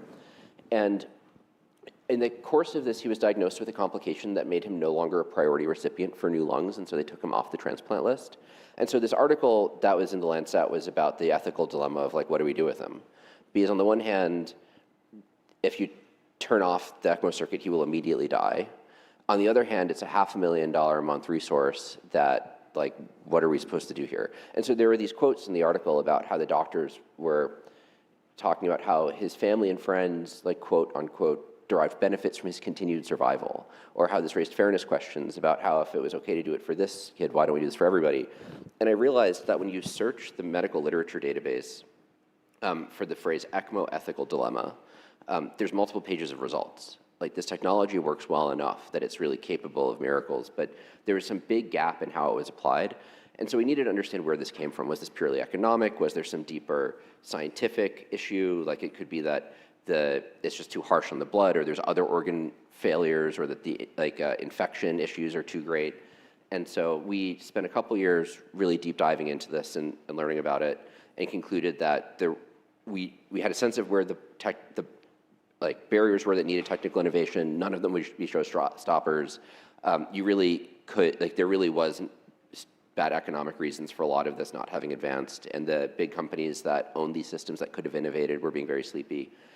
And so going back to science is fundamentally a longevity company. When you look at this object of medicine, when you get a vaccine or you check your cholesterol, I think the thing that we're all really most interested in is that the brain activity continues and is interesting.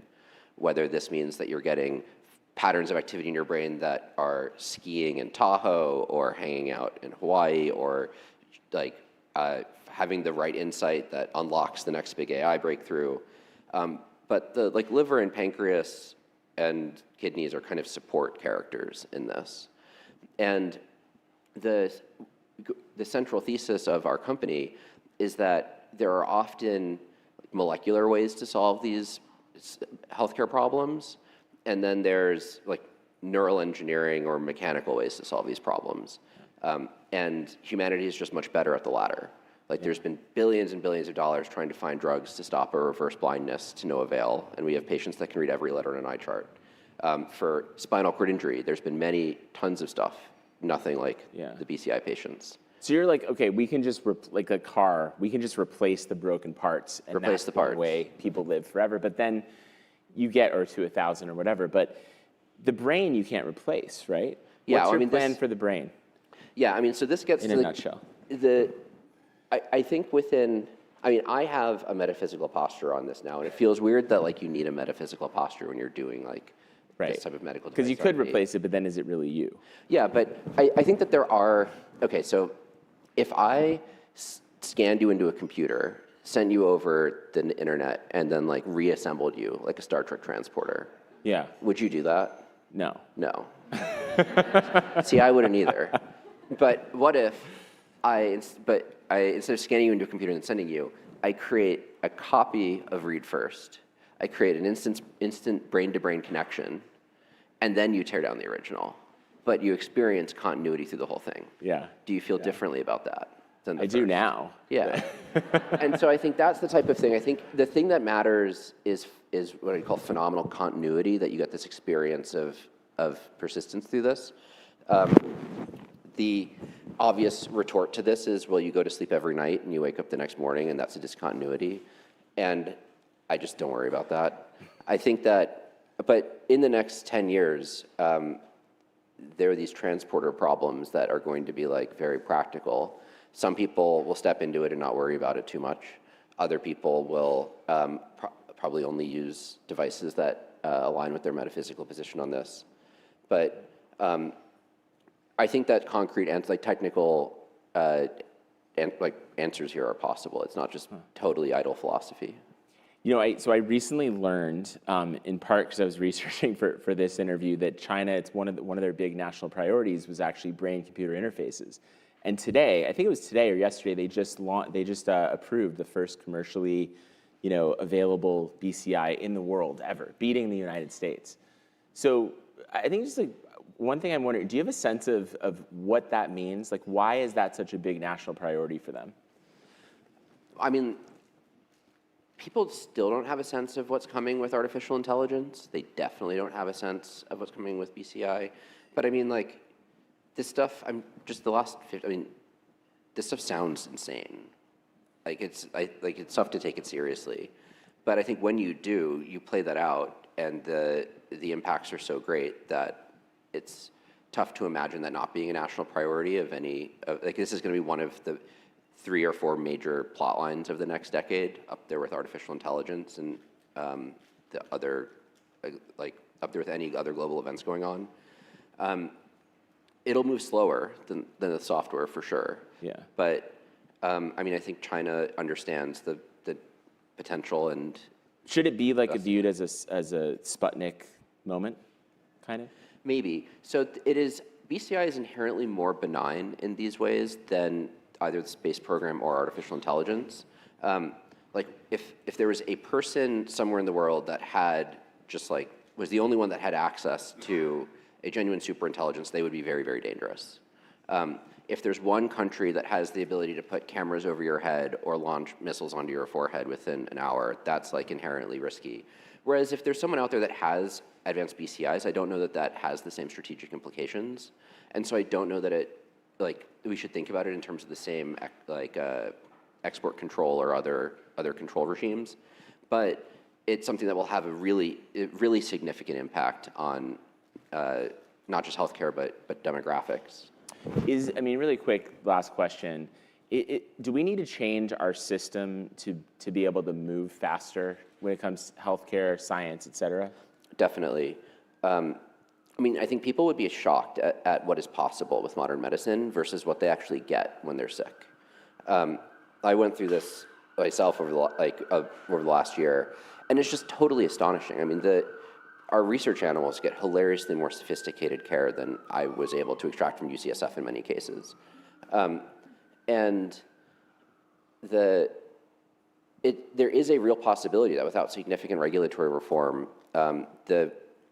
if you're a wealthy American, in 10 years, the only place that you'll be able to get your state-of-the-art cancer care is in Shanghai. And this is a thing that we should be very mindful of. We're out of time. I could go for much longer on payment. Thanks for noticing. Yeah, this is a real thing. They're executing very competently. Yeah, well, we'll leave it at that. Yeah. It's fascinating. Hopefully we continue the conversation. Thanks. All right, thanks a lot.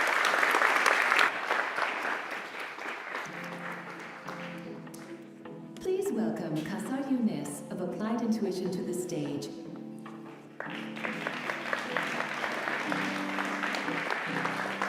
Good to Thanks see for you. coming. How are you? Good to see you too. Thanks for being here. I don't know how you guys can sit through this stuff. How many talks have you guys sat through at this point? Them or me? Them, both. I get tired of hearing myself. Ask the questions. I need a break from some of this stuff. Kausar, you've had this fascinating trajectory that brought you here. Your parents came from Pakistan. You moved to Detroit. Your father built cars, in the factory. You grew up to become an engineer, building them in a different way, working in the auto industry, and coming out here to Silicon Valley, doing startups, getting acquired by Google. Yeah, I went to General Motors Institute undergrad, and then I made a very pragmatic move to the Bay Area 18 years ago, which was the car business is going to be a rough business to build a career in, and that bet turned out to be more right than wrong. Yeah. Yeah. But in a sense, you are back in the car business. Yeah, right? yeah, You've got how many, huge percentage of automakers are now your customers. How'd you get them on board? Because that is not always, that's a tough sell for Silicon Valley. Apple tried and failed at this. So what was the secret? Yeah, just a quick overview of the company. Yeah, give an overview, yeah. Yeah, Applied Intuition, we're now a late-stage company, a $15 billion company, are kind of about 1,000 physical AI engineers down in South Bay. And we, our kind of claim to fame of many things is we've raised about $1 billion, and that's basically all on the balance sheet, very rare for an AI company to have a business model. Which is lots of other models, but the business model seems to be the most elusive type of model. Why aren't you going public then soon? Yeah, I mean, we get asked that question. I don't have very authentically, I don't have a real answer to that. I think it is on the horizon at some point. We don't need the money, so that's another reason you don't need to go public. Yeah, we're not spending enough on tokens. We're not spending enough. Well, we do spend a real amount. I think we're just balancing it with the business. But that's a little bit of overview of the company. So what do? We sell intelligence to manufacturers. We started in the automotive industry, but now we work across a lot of industries. In that way, a very classic physical AI company, if there is such a thing. I mean, we take intelligence, we put it on machines. In terms of the automotive point, we started really with a wedge in building. I mean, now tooling is back in vogue with Claude and some other things. About 10 years ago is when we started. We were just doing simulators. That was our bread and butter, which are like, a different version of world models today. And we used that wedge to get into automotive clients, the automotive manufacturers. Today, of the top 20 global auto manufacturers, 18 are customers. Really, we work with everybody in the industry. But then we just picked all the other industries up at the same, kind of in parallel. So defense, commercial trucking, construction, mining, ag. And so we provide the same platform across all of these industries. And that's been quite effective. The way you actually you have to figure out how you amortize this cost of building this intelligence. And that's the way we figured out how to do it. And it's been a good trick in that way. It is like enterprise AI, but in a very different way, not in the way that I think most people say enterprise AI. Yeah. And I'd love to know what are they actually accomplishing with your technology? Like, what does, can I see the fruits of this partnership when I go drive my car and I'm using the adaptive cruise control or lane keeping assist? Literally many of the large manufacturers. General Motors has been a customer of ours since, because I'm a GM alum, I just go to that since I think 2018 or something like that. And so a lot of their technology is built on our tools, but then we also have actually companies using autonomy directly. So we run driverless trucks, L4 right now in Japan, that's carrying cargo. It's under the Isuzu brand. It's our technology within the Isuzu brand. We're running in quarries in Australia. We're running in mines here in Arizona. We have drones in the battlefield globally, and obviously for testing as well. So we're really in every kind of form factor in production. So I mean, you're with this view of sort of bird's eye view of autonomy. Yeah. And we have Waymos here in San Francisco. Yeah. They're expanding to other cities. It's kind of this amazing technology, but it's not. You can't go use it everywhere in the world yet. It's not level 5. Yeah. Do you have a sense of like what is it actually going to take for us to get to level 5 autonomy? Yeah, we have to get, I know we're always short on time in these types of conversations. We just get to one level lower. So just to simplify a little bit as well for, I assume, let's say the audience is not working in this space. Waymo is, there's no driver in the seat, L4. So there's no human sitting in the seat. A Tesla has a person sitting in the seat. Generally speaking, that's L2, L3. And that border is basically, is there a driver there or not, for simplification. Sensors and maps and all that we can ignore for now. L5 really is like, you can go up a mountain in a blizzard with, off-road. Humans, not all humans can actually, traverse those conditions. For all intents and purposes, I think one of the earlier speakers said, it's AGI here. It's like people complain about the comfort of Waymos. I mean, these are extremely impressive technologies that, I think it is like a miracle. I mean, these cars are not getting in car accidents. I mean, it's so boring and mundane. And that is unbelievable. And I think not enough credit, honestly, goes to companies like Waymo. Now, Waymo has other problems. It spent $27 billion to get there, but it's a really impressive, amazing technology. And then our kind of mission and kind of a goal is to take that type of intelligence and put it as many vehicles as possible. The robotaxi examples is very easy to understand because we understand Uber and we understand the personal passenger kind of experience. But the average American farmer is 58 years old. In Japan, half of the truck drivers are over 50. The labor markets are very, very different in the rest of the, let's say, movement of humans and goods. But just to kind of nail the answer of, when is this generally available? I think that's really what you're asking. Like, when do vast majority of the people in the room have this type of technology in their garage? When the traditional automakers bring it. The diffusion of this technology is actually limited by the manufacturers. If we were sitting here 10 years ago, when we started the company, we had this slide, ideas we believe to be true. And Mark Andreessen is our board member, our lead investor, or officially our only board member. And Mark at the time, who's a big fan of Elon and Tesla, and we had this line, which is like, Tesla is not going to be more than a single digit, market share. Because that's the car business. Mm-hmm. So what is the other 98 gonna do? And 10 years later, it's still that same amount of market share. Yeah. And so what's actually preventing consumers from getting this is actually the manufacturers. And I'd say preventing is the wrong word because they're trying. 100% of the manufacturers are building a Tesla-like product. Why is it so difficult for them to do this? I mean, Tesla came out with FSD, I don't know, it was like 5 or 6 years ago. I mean, what's the autopilot? There are fewer countries that have more countries have nuclear weapons than robotaxis. These are incredibly complex technologies. We just take them for granted because we're abstracted away from the complexity of that safety. So this is not, you can't have hallucinations. So it's a safety critical system. Of the largest lawsuits in American history, you'll have to fact check me on this. When I was at GM, I remember this, where like of the 5, 3 were consumer automotive. I mean, this is just a dangerous business to be in. And so the manufacturers who've survived over the last century, many of them are very, very old companies, have made it through all of those advances in safety.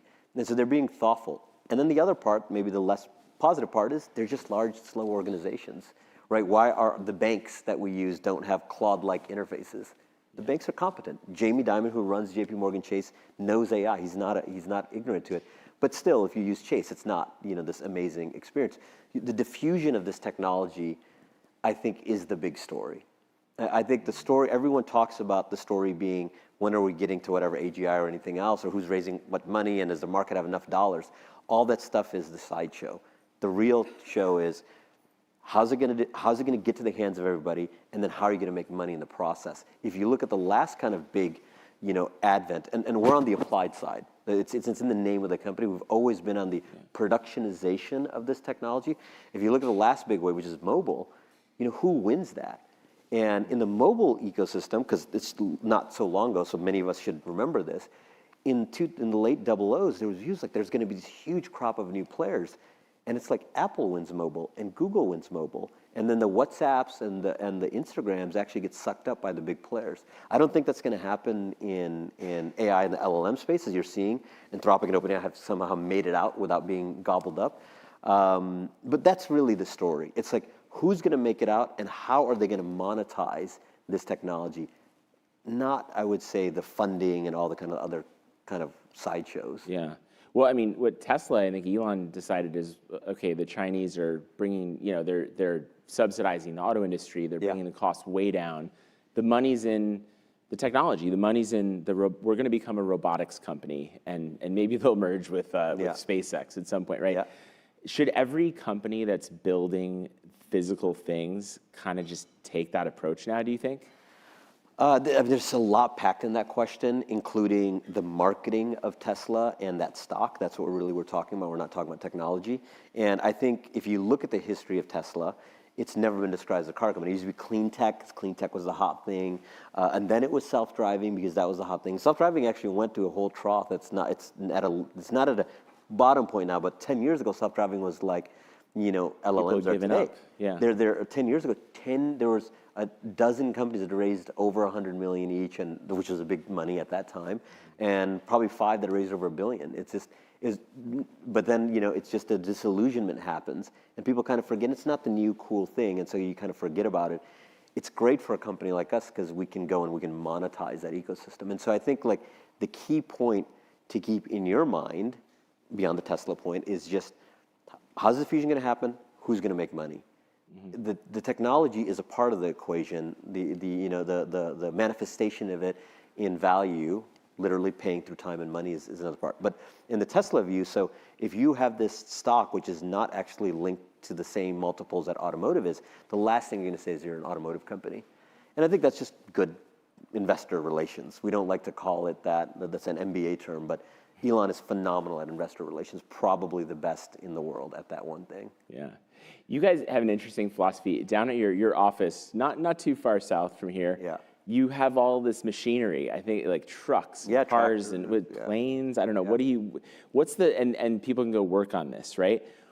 Is that just for fun, or is there like a thought process there in your management of the company? I think there's definitely a thought process. We're a very intentional company. I think let's talk about talent first, and then we can talk about the technologies. Even the more recent kind of last couple of listings put us as like a top 5 talent company, and the other companies are always Anthropic, OpenAI, Cursor, Thinking Machines, typically the other. So you're like, come to us and you get to play with these toys. Exactly, and that's our explicit positioning. That's the simplified version. The longer version is we have a different culture. We have a more direct kind of view of application of this technology, though we do lots of research and we spend a lot of money on research. We're intentionally kind of positioning ourselves slightly differently. Being a Sunnyvale company, in that list, we're the only non-SF company. And so that's kind of the talent game. And I think we've been able to say, hey, come work on, Porsche 911s to F-16s. We work on all of those things. And that engineer is interested in that, is different than someone who might be, working at Cursor. Yeah. There's some overlap, but not as much as you would think, which is good for us. In terms of technology, that's an explicit strategy. If we were building per vertical, and there are like self-driving trucking companies and construction companies and robotaxi companies that just doing that vertical, listen, I don't ever disparage other founders. It's a difficult thing to start a company. It's difficult to run a company for 10 years, public or private. But I don't know how the dollars and cents are gonna make it. These industries are by their own nature not ones that are high margin businesses. So you have to figure out, you as the provider of the technology, you have to figure out how to squeeze to make that technology as cheap as possible. And I think our rough strategy, I wouldn't say this is our explicit strategy, but like in our periphery, it's like, drive this price to zero. Yeah. Like this autonomy stuff is going to be free. And so how do we do that? And then how do we survive in an era where intelligence on physical machines is virtually free? And that's a tough question. That is not a trivial question. You mentioned, a couple minutes, you mentioned the F-16s. As a company that does work on autonomy for the military, did you learn anything from this whole Anthropic Pentagon spat? Is that instructive? Our press guys have told me answers I'm supposed to give you. Go on, don't worry. But all those answers escape my mind right now. I know I'm not supposed to. We do work with all the model providers, regardless of their relationship with the Department of Defense. We work obviously with the Department of War directly. I think the macro point, let me ask in a more direct way to questions that my employees ask me. Why work on defense? Like very, very directly, why work on defense? The point I think that it gets conflated often less so today than ever, but often is that policy and technology are actually the same thing. And those are actually two different things. What the drone fundamentally, or the warship, we're deployed, we have Warship OS, we're deployed on warships for the Navy, on planes, on drones. They are immoral objects. They're just like Gmail and using your phone. The military uses all of those things. The real question is what you do with that, and that's a policy question. And just like I wouldn't want a policy person telling me how I should do my next model run, I think it's very arrogant to have somebody who's not a policy expert, an engineer, to go and now lecture people on how policy should be. There are people whose entire careers are debating and developing this policy. And so I think that's the more direct version of like, we're a technology provider. And that's where my competence ends. And I think to exaggerate that competence, I think it doesn't do anybody any service. The same is the other way around as well. If you're a policy person who doesn't know this technology, you have to look at the technologists to understand what is the capability here and what is not the capability. So like, it's not a pithy short answer, but that's my true feeling. Yeah, and it ran us down the clock down. We have no more time. But thank you so much, Casser. Really Thanks for having me. Yeah, appreciate it. That was fun. Yeah, thanks. Thank you. All right. Well, that is it. So as Casser said, you must be exhausted listening to all of those conversations, but not as exhausted as I am. But thank you so much for joining us this evening. Semafor's live convenings are meant to bring our journalism to life with fair, thoughtful, intelligent conversations that just surface smart, fresh insights. And we'll keep these conversations going. They'll be coming to your inbox in the form of Semafor's twice-weekly tech newsletter, and also in a new initiative this fall that Semafor is debuting, Silicon Valley in the World. For 2 days in November, Semafor will convene the leaders in building artificial intelligence and other advanced technologies, and the leaders responsible for shaping the policy and strategies and institutions around this new wave. So sign up for the Semafor Tech newsletter, get all the updates. Many of our speakers are going to stick around to answer your questions. So without further ado, the bar is open. Enjoy a drink with us and have a great night. Thank you.